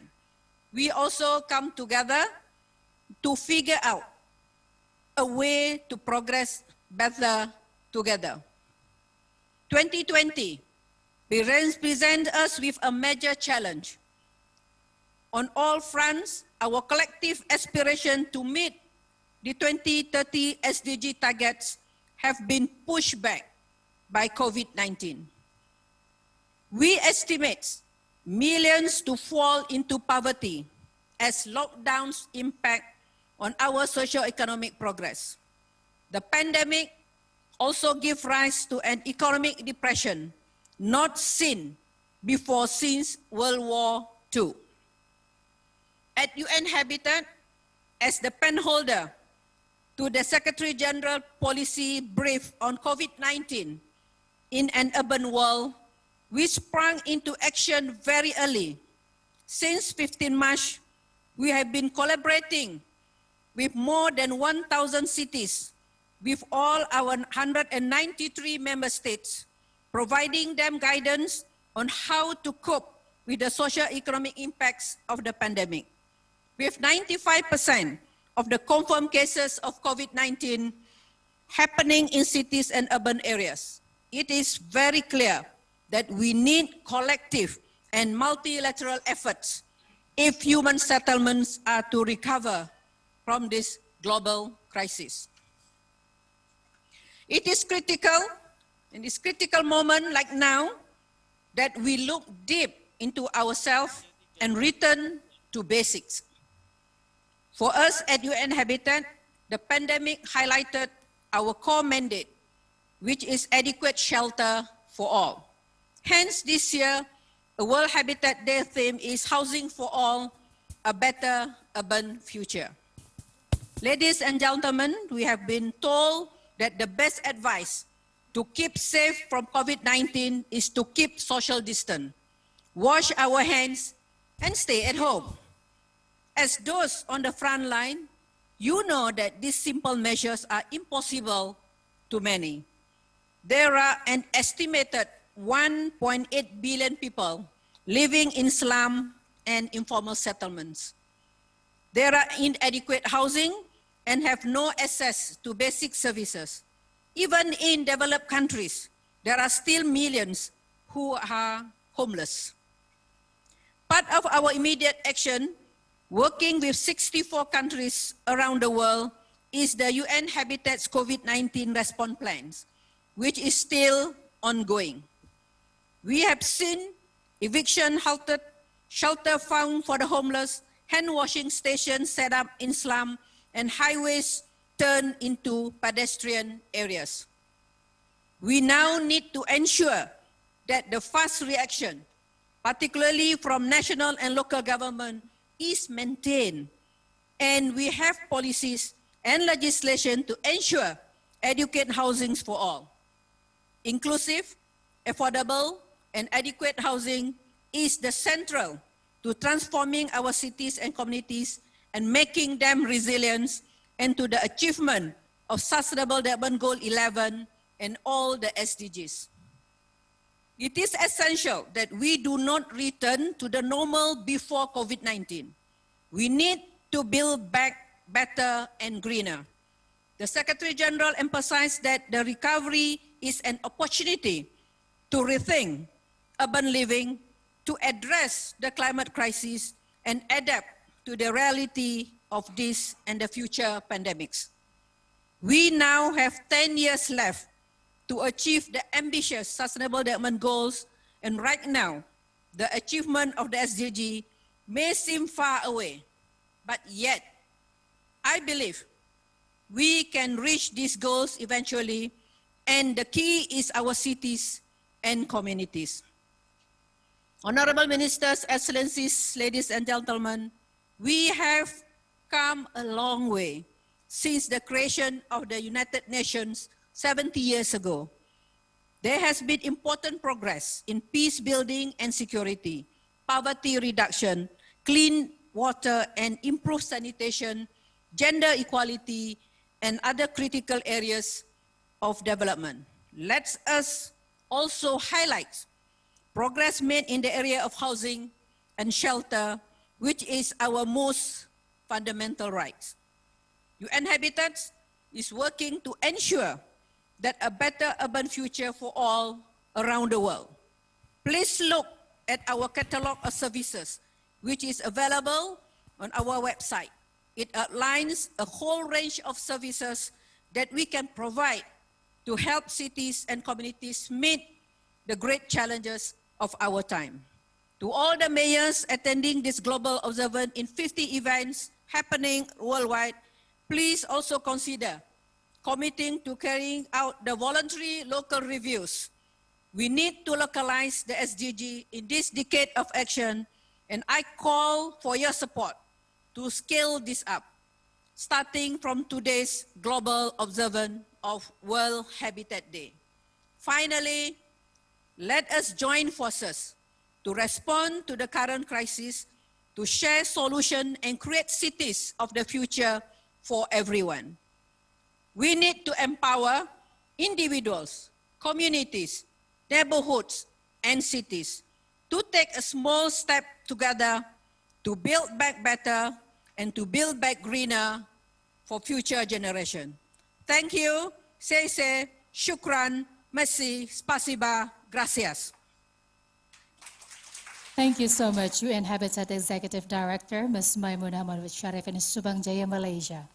And for the next statement will be delivered by the Indonesian Minister of National Development Planning, the Honorable Dr. Suharso Monoarfa.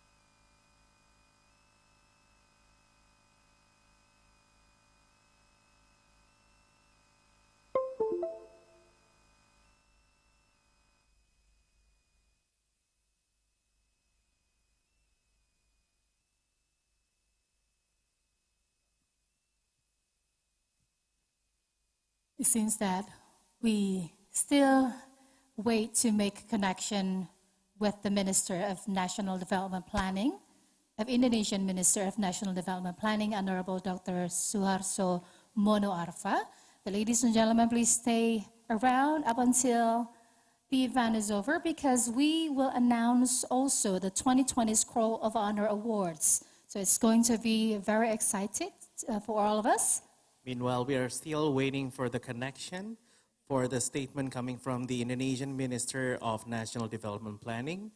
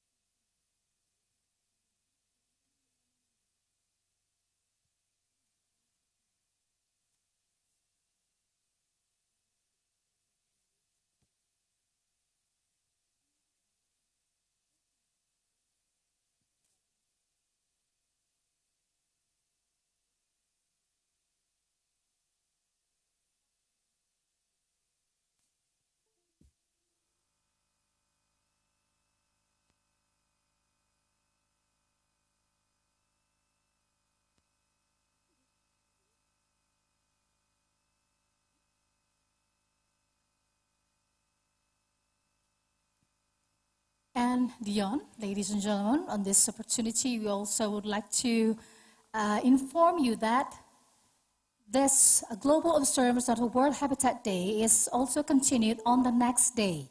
So tomorrow will be 3 high-level roundtables discussions, and I believe this is going to be very fruitful to all of us, and I do hope that this will elevate anything to make a world a better place, Yes. especially Surabaya and other places in the world. And it's truly an honor for us, Surabaya, to be the host for this beautiful event and to showcase our culture to the world that we are going to enjoy in a few minutes. So, ladies and gentlemen, maybe while enjoying your dinner, please still be patient because we are going to showcase our traditional culture to you all in this very event. We do have a medley of cultural performances this evening, and some of them are really, really fascinating. So we do hope that you can enjoy this evening as much as we do here on the stage. And I just got the information that the connection to Jakarta is quite rocky at the moment. Yeah, Okay. so we have a difficulty to connect with Jakarta from this very moment. So maybe, shall we continue to our next program? Okay, we still need the confirmation from the event organizers. I see. All right. The President of the Republic of Indonesia, Bapak Joko Widodo. The Honorable, the Minister of Foreign Affairs, the Republic of Indonesia, the Honorable UN Countries Delegation, the Honorable, the Ambassador of the Republic of Indonesia for the Republic of Kenya, the Honorable, the Government of East Java Province, the Honorable, the Mayor of Surabaya, Head of Association of Indonesia Municipalities, leaders, experts, and activists of environmental, housing, and settlement issues, representative of universities and academia, representative of profession association and non-governmental organization, distinguished guests, ladies and gentlemen. Today, the global community is celebrating World Habitat Day 2020. We all welcome this year's theme, Housing for All, a Better Urban Future. We meet to share experiences and design innovative strategies for more comfortable, inclusive, and sustainable housing, settlement, and urban development. The theme, House for All, is very relevant today because of the increasingly complex challenges. One of those challenges is the COVID-19 pandemic that has hit the entire world. These days, the world community rises to fight this pandemic. With a global partnership, we seek to provide a vaccine for the safety of the global population. We all realize that housing is an important essential need and precondition for properly accessing other basic needs such as education and health. A house is not just a physical building but also a cultural nursery and a basis for human resource development.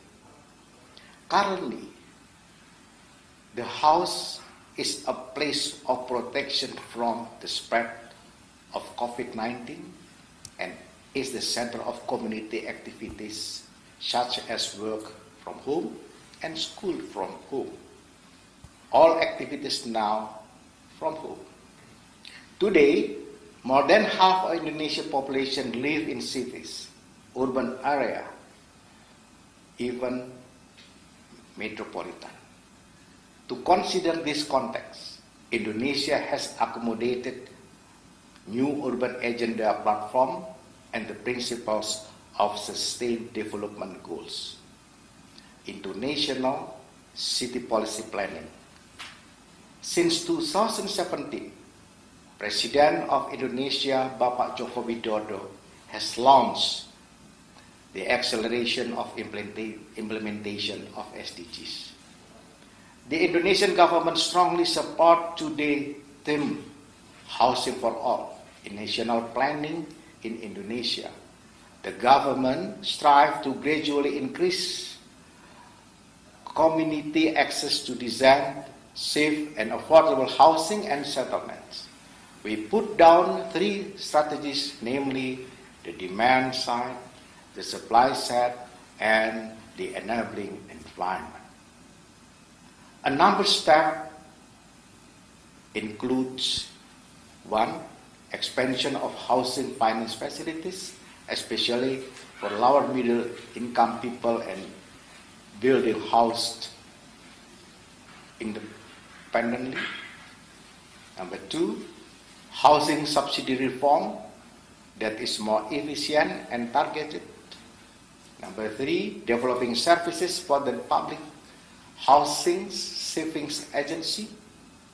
Number 4, increasing the provision of housing that meet building reliability standard and is integrated with basic housing infrastructure, including the public transportation system. Number 5, development of flat-based public housing system in urban areas. Number 6, urban rejuvenation inclusively in the context of realizing cities without slum settlement. In particular, the government Indonesia pays attention to the sustainable handling of slum areas. This revitalization includes slum upgrading activities using the vertical land consolidation approach based on regional arrangement and renovation without displacing them. We encourage a comprehensive arrangement of slum area, integrated and participative urban regeneration. Apart from dealing with slum settlements, is also at the same time providing housing supply capacity in urban area. In line with the principles of the National Urban Policy, currently Indonesia is designing a sustainable urban policy 2045. In this design, we consider the global megatrend factor, significant future demographic changes, as well as equitable development across regions in Indonesia. We design balanced, inclusive, advanced, green, and cultural urban system, which is supported by good urban governance, including a digital transformation strategy. Indonesia has raised good lessons from various local, city, and district government in managing cities that are livable, inclusive, and sustainable. One of them is the city of Surabaya, with increasingly complex challenges, innovative, participatory, collaborative, and breakthrough strategy are needed. Housing for all is the responsibility of all us. Every citizen has the right and opportunity to obtain decent services in the aspect of housing and settlement, as well as urban area. The COVID-19 pandemic is a moment for all of us to rethink adequate, inclusive, and sustainable housing and cities. With World Habitat Day, let us step together, hand in hand, to realize housing for all, a better urban future. Thank you. The Indonesian Minister of National Development Planning, Honorable Dr. Suharto Mono Arfa, thank you so much for joining us this evening. And now, ladies and gentlemen, we are going back to Subang Jaya, Malaysia. I would like to invite back to the podium once again the UN Habitat Executive Director, Ms. Maimunah Muhammad Sharif, to do the awarding of the Scroll of honor. The screen is yours.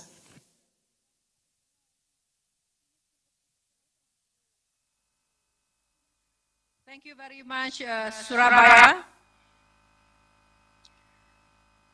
Ladies and gentlemen, I am very honored to announce the winners of the 2020 Scroll of Honor Awards. We had a very high standard of entries this year, and we appreciated all those who sent their nominations. Please see a short video with an overview of the work of our winners.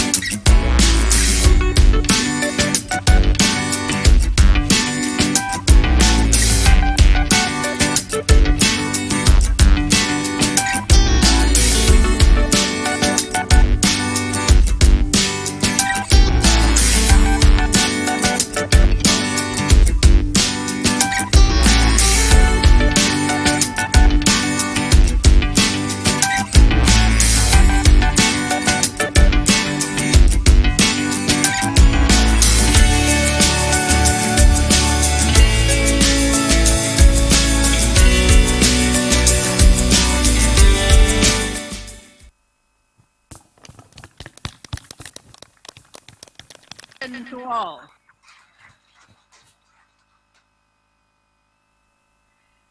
The first of the 5 winners is the Ministry of Housing and Cities of Colombia.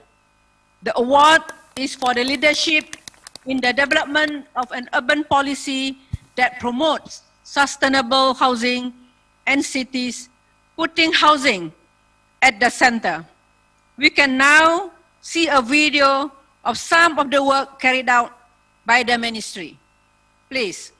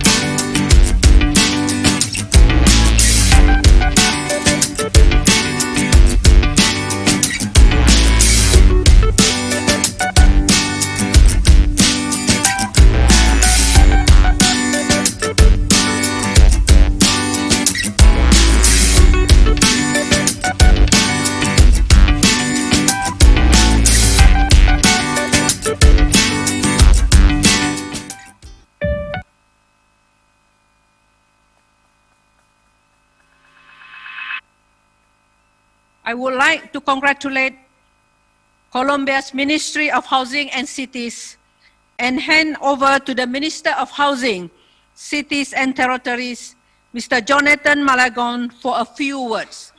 Mr. Malagon will speak live from Colombia. Over to you, Mr. Malagon.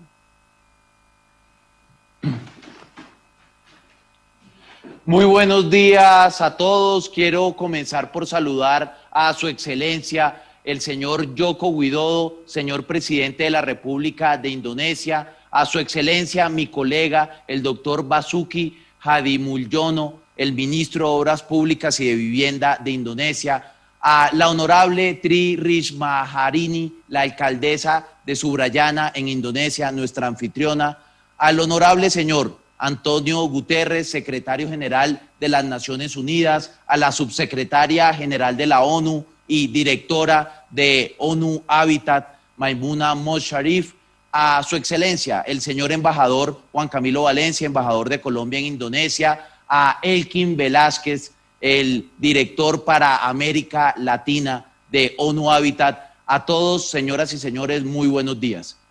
Colombia recibe con inmenso agrado este reconocimiento. Hoy, en el Día Mundial del Hábitat, tiene un gran significado para nuestro país recibir el Pergamino de Honor, el más importante de los reconocimientos del mundo al diseño de política y hábitat.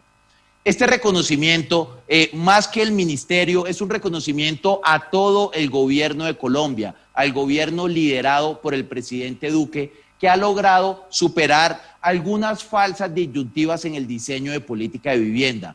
Nosotros nos hemos trazado, teniendo como norte los objetivos de desarrollo sostenible y la nueva agenda urbana, una propuesta de política de vivienda que rebasa algunos de estas disyuntivas que tradicionalmente han enfrentado los responsables de política. Nuestra política de vivienda no solamente se trata de hacer nuevas casas, nuestra política de vivienda también ha incluido un componente de reducción del déficit cualitativo que nos ha permitido llevar el programa más ambicioso de la historia del país en mejoramiento de vivienda. No solamente estamos reduciendo el déficit housing, we're not reducing historically, but we are assigning more than 600,000 subsidies for the purchase of housing and giving access to drinking water for the first time of 6.8 million Colombians. In addition, we're ratifying a commitment to move towards a country with greater equity where we leave no one behind. We don't want to leave behind the renovation, urban renovation, and the growth of countries in the way that we are organizing these territorial municipalities and simplifying their with modern urban development. This is an integral, comprehensive that goes to the urban and goes to the rural areas. It doesn't go to the quantitative area only. It also addresses quantitative and qualitative to not leave anyone behind. We are receiving this recognition in a Latin American level. It reflects what is taking place in all our region. We have a group of professionals of the most highest level, responsible of authorities of housing, authorities, government. We are working together. We are sharing together with best practices, with references in all our political activities and emulate them in many other countries. And in this job that we're doing among all the ministers of Latin America and the Caribbean, the role that UN Habitat is taking is definitive. I would like to say Elkin Velázquez to all the group of Habitat of Latin America for being the most important ally in this group of ministers of Latin American ministers of housing. What we have obtained today, what are we facing in the future? What is the sector we are going to grow? It didn't allow us to face the great challenges of the pandemic, but it was transformed today in the main element of the recuperation recovery against pandemic. This morning we have seen the sales in Colombia, and we can say this month, September, was the best month in the history of our country. Never before have we been able to market so many social houses. Never have we given subsidies as much as many in the history of our economy. We are going to go in future hand in hand. We're not going to let anyone behind, and our country is going to be a powerful justice, social justice tool. Thank you very much.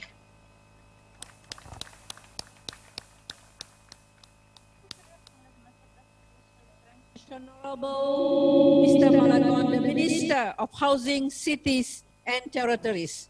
Congratulations again to Colombia, Ministry of Housing and Cities. The second winner of the Scroll of Honor is Subang Jaya Municipal Council, Malaysia.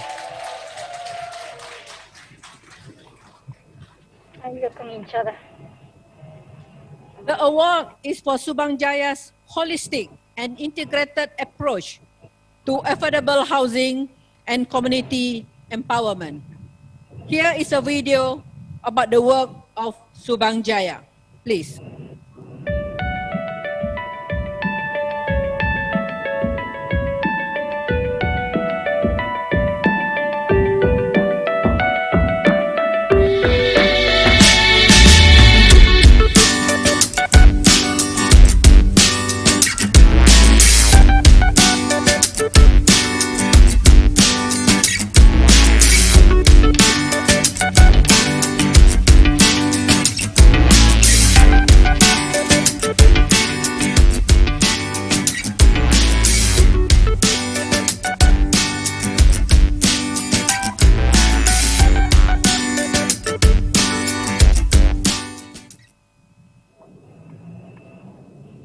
And I'm here personally in Subang Jaya to present the trophy to the Mayor Noraini Roslan of Subang Jaya Municipal Council and to request her to say a few words to us afterwards.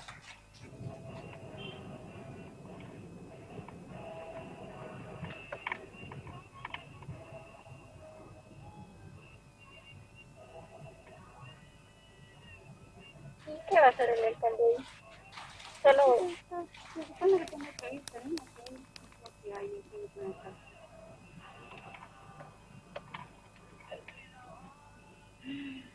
Santa Bárbara.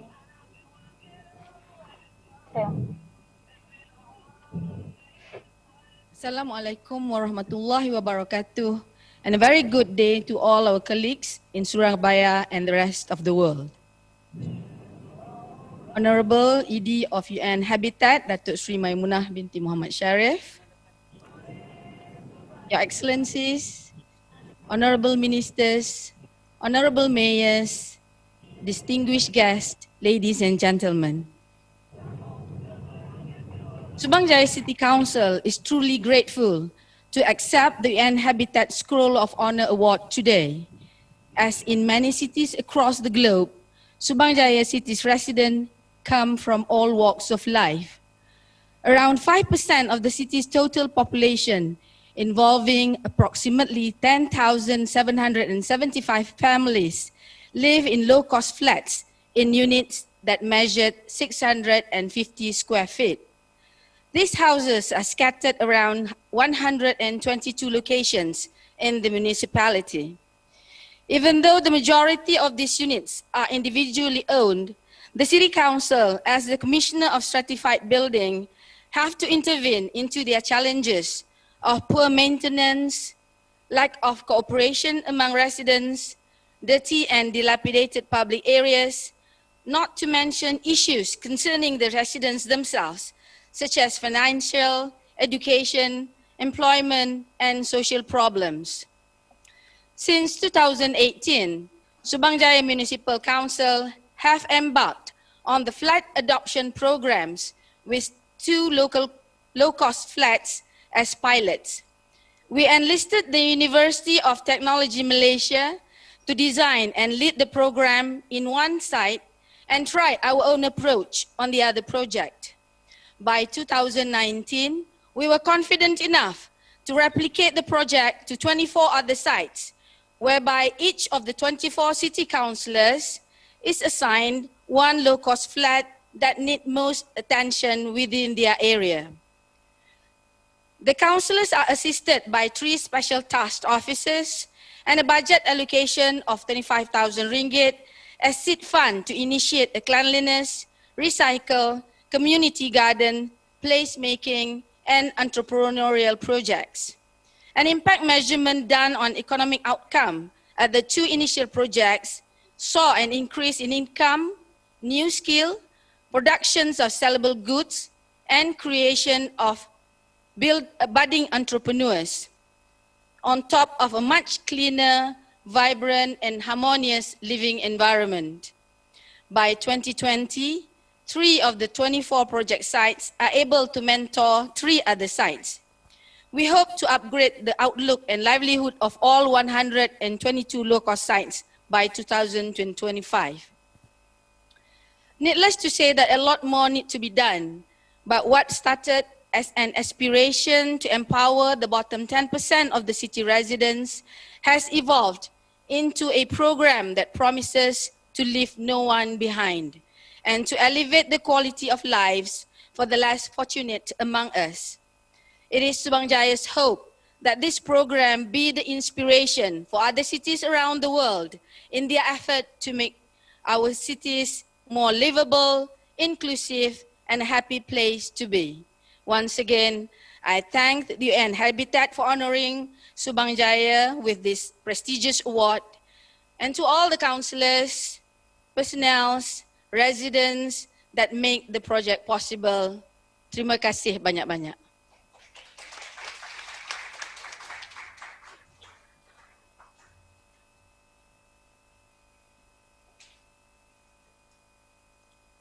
Thank you very much, Mayor Noraini Raslan, and congratulations again to Subang Jaya Municipal Council.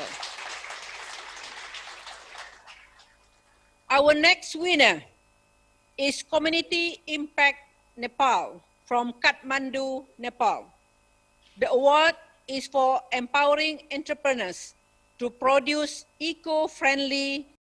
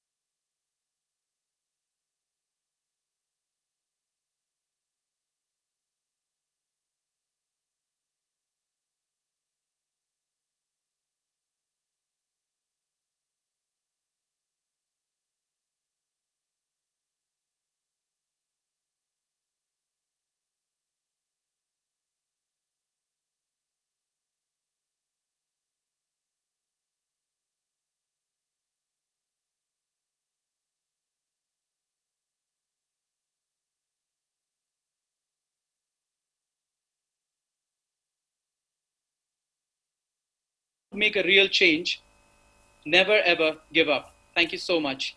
Thanks again. Namaste. Thank you so much, Mr. Pratik from the Community Impact Nepal. The fourth winner is the Upcycle Africa from Uganda for transforming life through affordable housing provision, waste education, and job opportunities. Congratulations to the Upcycle Africa for your excellent work. The founder and the CEO of the Upcycle Africa, Mr. John Mary Kavuma, join us now from Uganda. Over to you, Mr. Kavuma.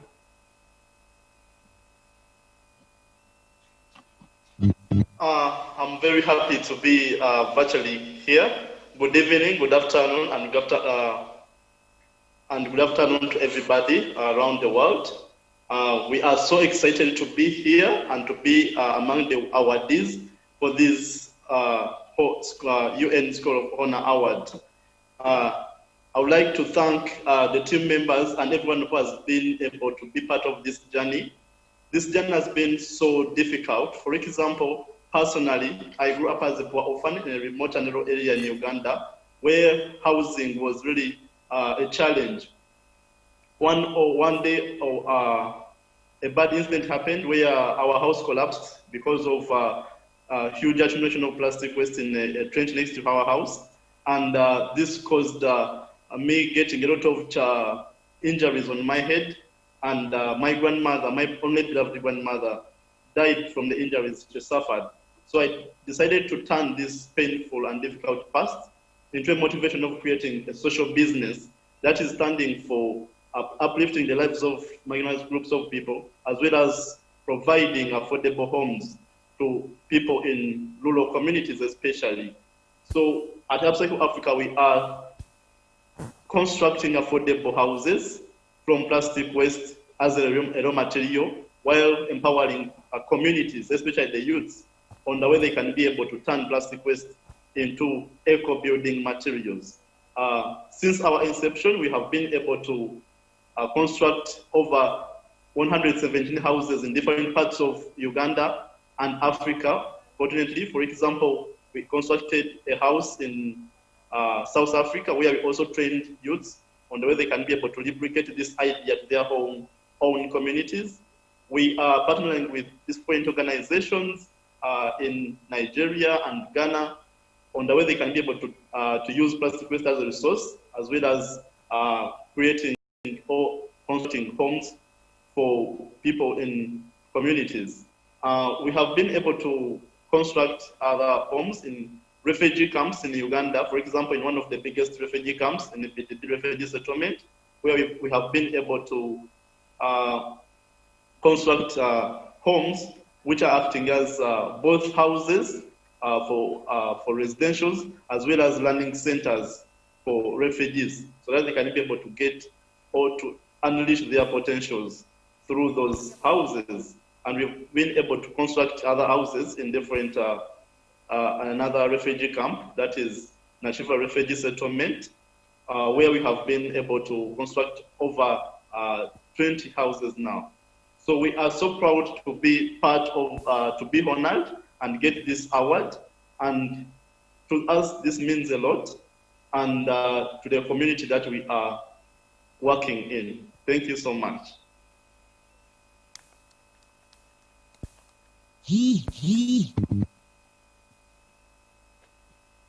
Upcycle Africa. Now I would like to congratulate our last winner, Eco Casa SHF Mexico. Their representative is at the Global Observant in Surabaya. So now I would like to hand over to the Mayor of Surabaya, the Honorable Ibu Tri Risma Harini, who will present the award on behalf of UN Habitat. Over to you, Ibu. Thank you, Ibu. Thank you, Executive Director we have the last winner of the UN Habitat Scroll of Honor Awards with us here in Surabaya. This is EcoCasa SHF, and the award is for addressing energy efficient construction standard for housing, facilitating inclusive access to financial mechanism and creating decent homes.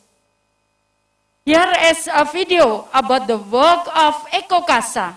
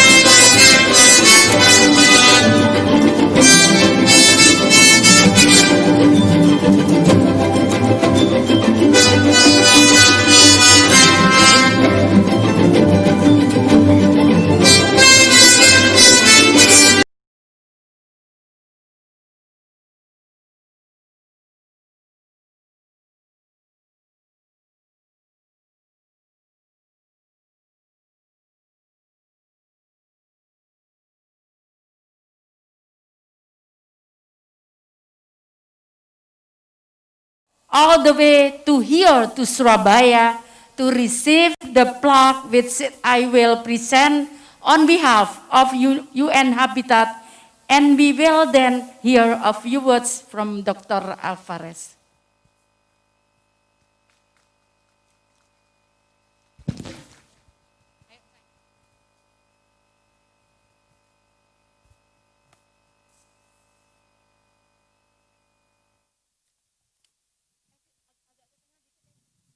Please take a moment to take the picture together. Dr. Jose David Alvarez and Ibu Tri Risma hari ini.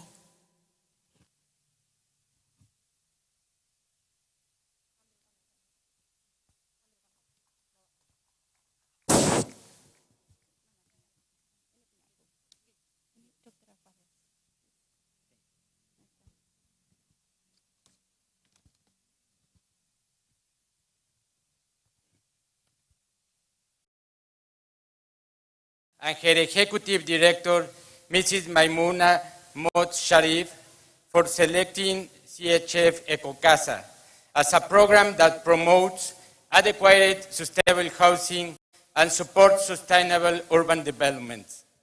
This prestigious award is a recognition of housing sector in Mexico.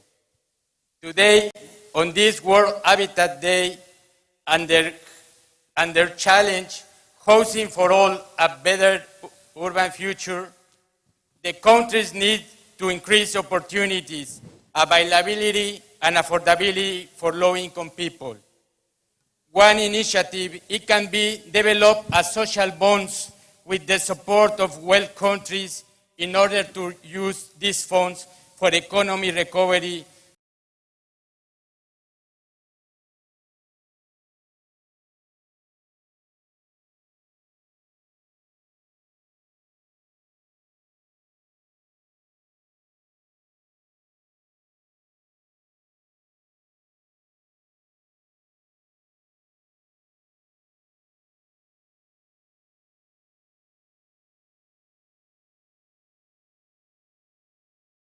And I want to invite my colleagues.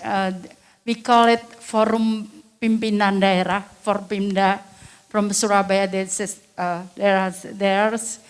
from the police, and then from the Apa tuh kejaksaan? Pak, silakan. Silakan Bapak datang ke sini.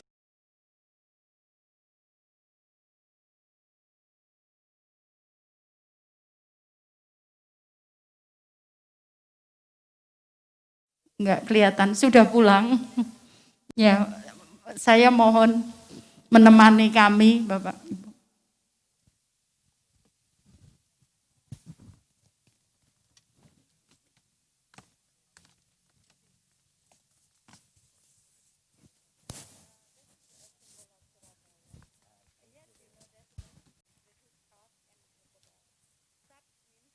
A special token of appreciation from Surabaya to Mexico. Thank you very much. Thank you very much for your effort and time to be here to join us in this World Habitat Day celebration in Surabaya. A special gift. It's called an udeng. Eh? Yes. It is a very specific and special attire of East Java.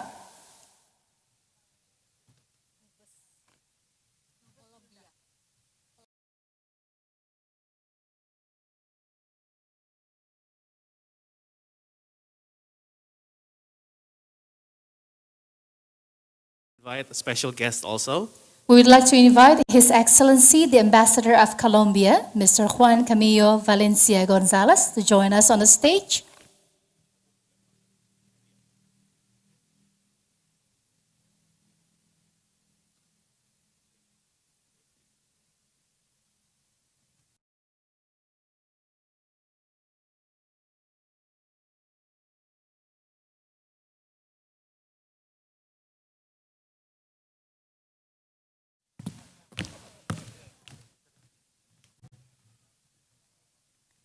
And also udeng. Yes. Yes. All right. Now And you we- are officially Surabayans. We would like to invite also His Excellency, the Ambassador of Mexico, Mr. Armando G. Alvarez, to join us on the stage.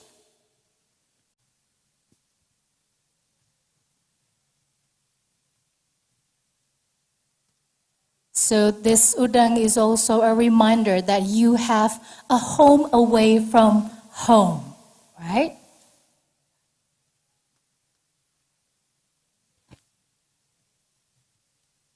This is a symbol of Surabaya, a small statue that is a logo of Surabaya, and also an udang, a traditional hat. Okay. And last but not least, Dion and ladies and gentlemen, I would like to invite Sekretaris 3 KBRI Nairobi, Mr. Pradono Anindito. Please join us on the stage. Baik, terima kasih sekali lagi untuk Sekretaris 3 KBRI Nairobi, Mr. Pradono Anindito, menyempatkan kehadirannya untuk malam hari ini.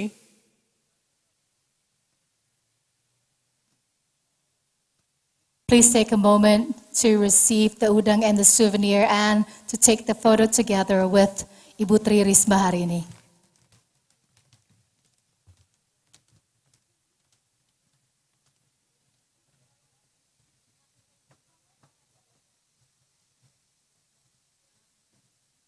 Kita berikan kesempatan ini untuk dapat berfoto bersama.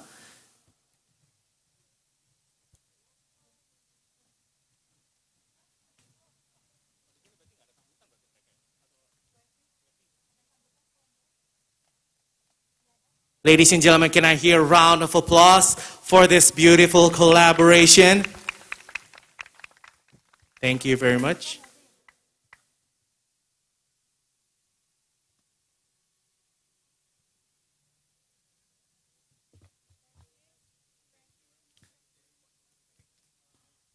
All right, ladies and gentlemen, you may be seated.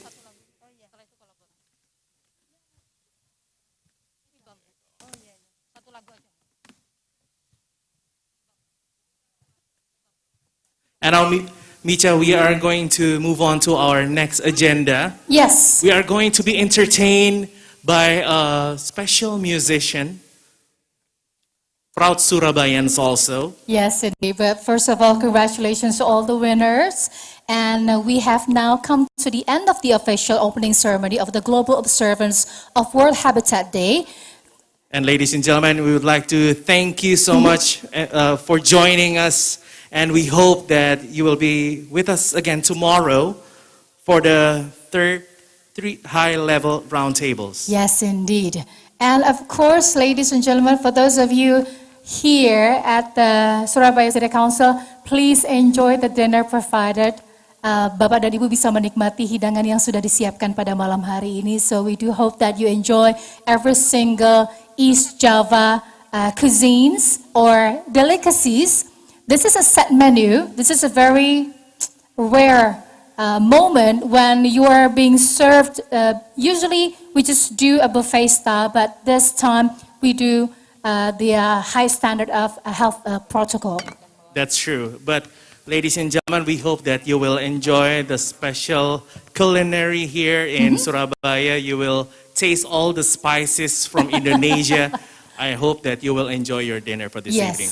And as we promised before, that we do have a medley of cultural performances. And for those of you watching through Zoom meetings and everywhere through the social medias, you can wait to see what we have in store here, or we have in stage here for you. We have several medley of cultural performances. It's going to be very exciting. But as we promised before, as we mentioned before, that we have a special talent going to perform a few songs for us tonight. That's true, Micha. And he is behind us, ready to sing and ready to entertain us. So ladies and gentlemen, let us together, we are going to talk with Ibam. Yes. His name is Ibam, ladies and gentlemen.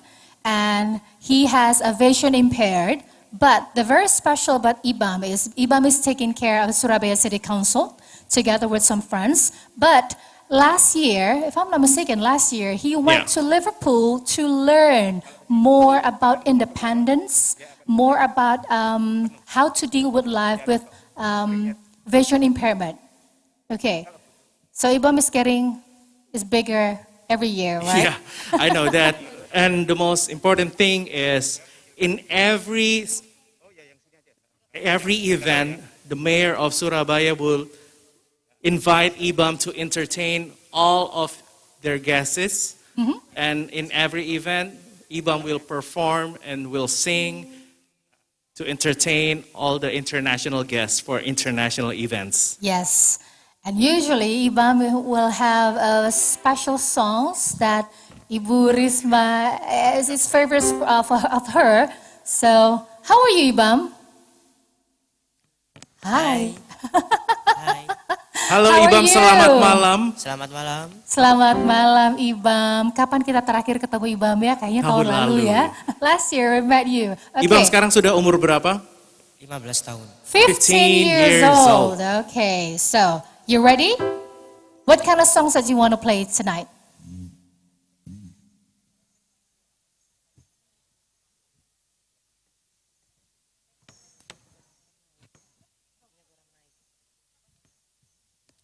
I think that Ibam will perform a few songs for this evening, for this special event. Okay. And the thing is, the most impressive things about Ibam is Ibam can sing and also playing instruments. That's amazing. At the same time, yes, indeed. Okay.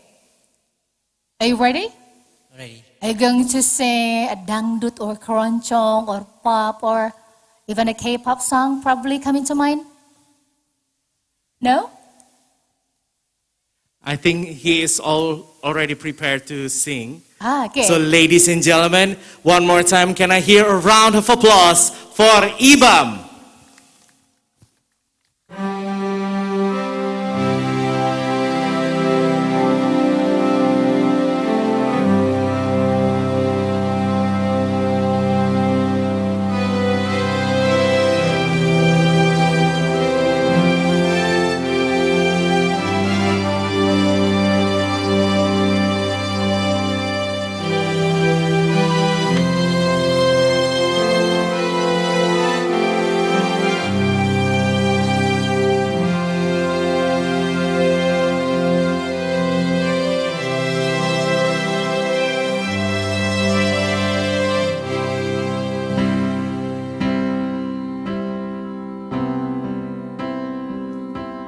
when I am down and oh my soul so weary, and troubles come and my heart burden be, and I am still and well here in the silence till you come and see the while with me. You raise me up so I can stand on mountains. You raise me up to warn us stormy seas. I am strong when I am warrior soldier. You raise me up to more than I can be.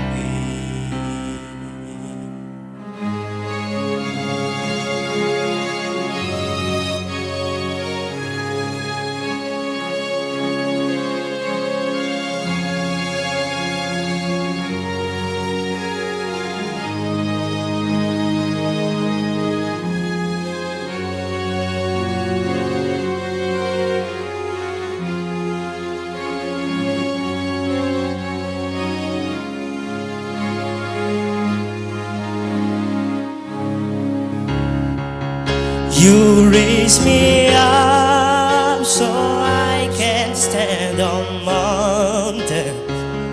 You raise me up to waters stormy seas. I am strong when I am warrior soldier. You raise me up to more than I can.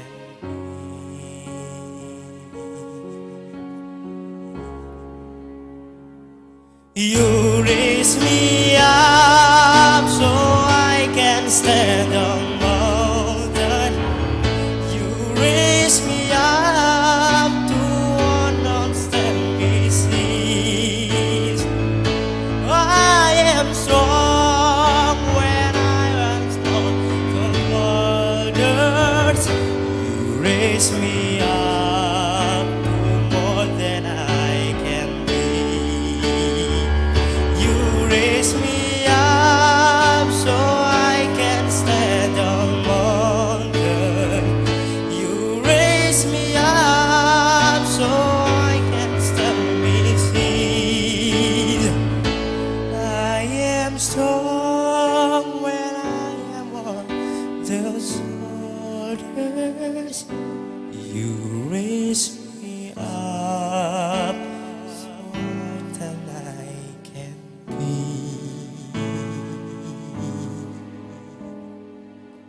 You raise me up to more than I can be.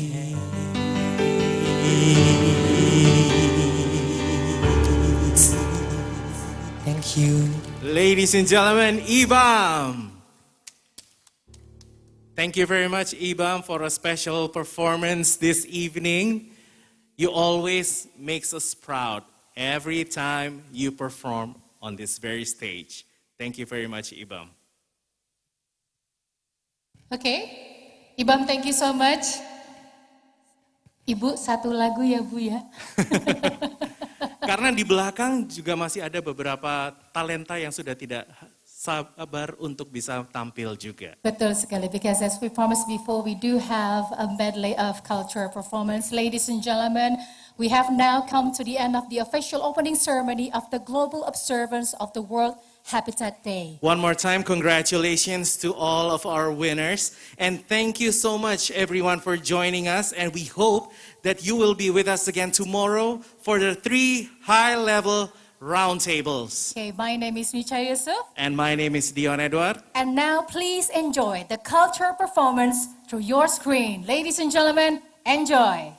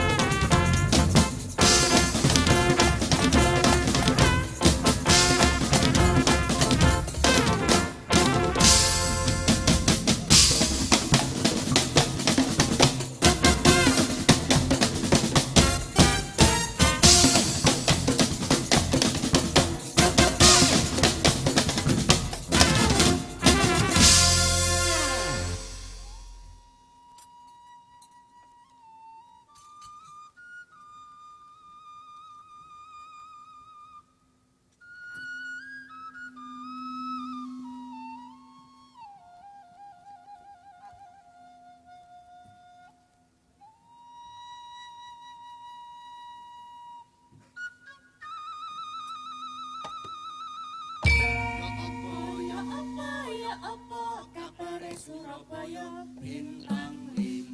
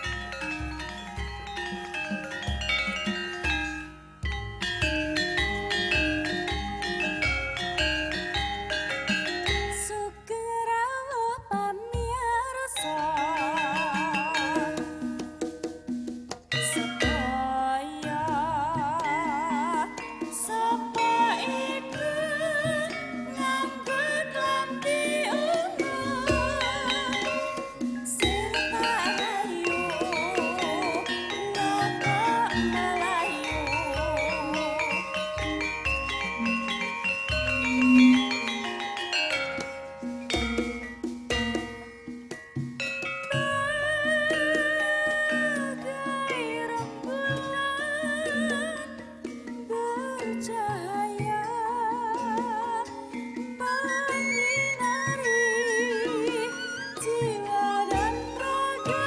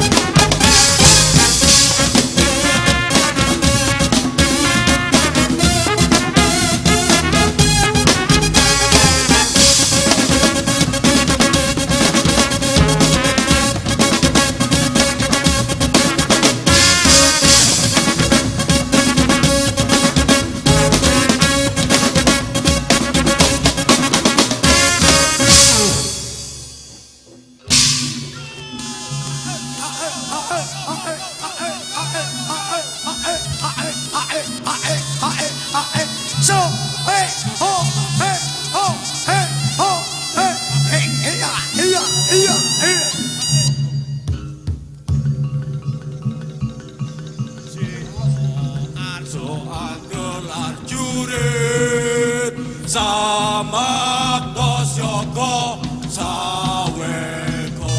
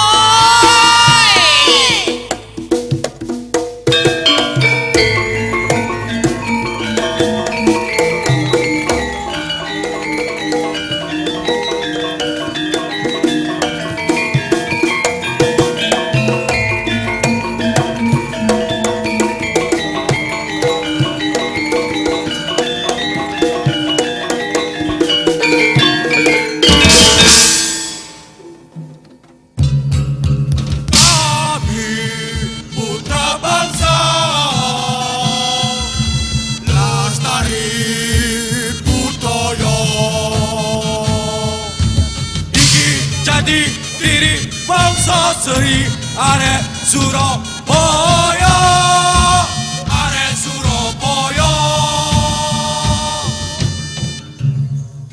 Untaping prawadya samapta dapaning praja, tekad nyawiji angola raga, dadya bentenging negara.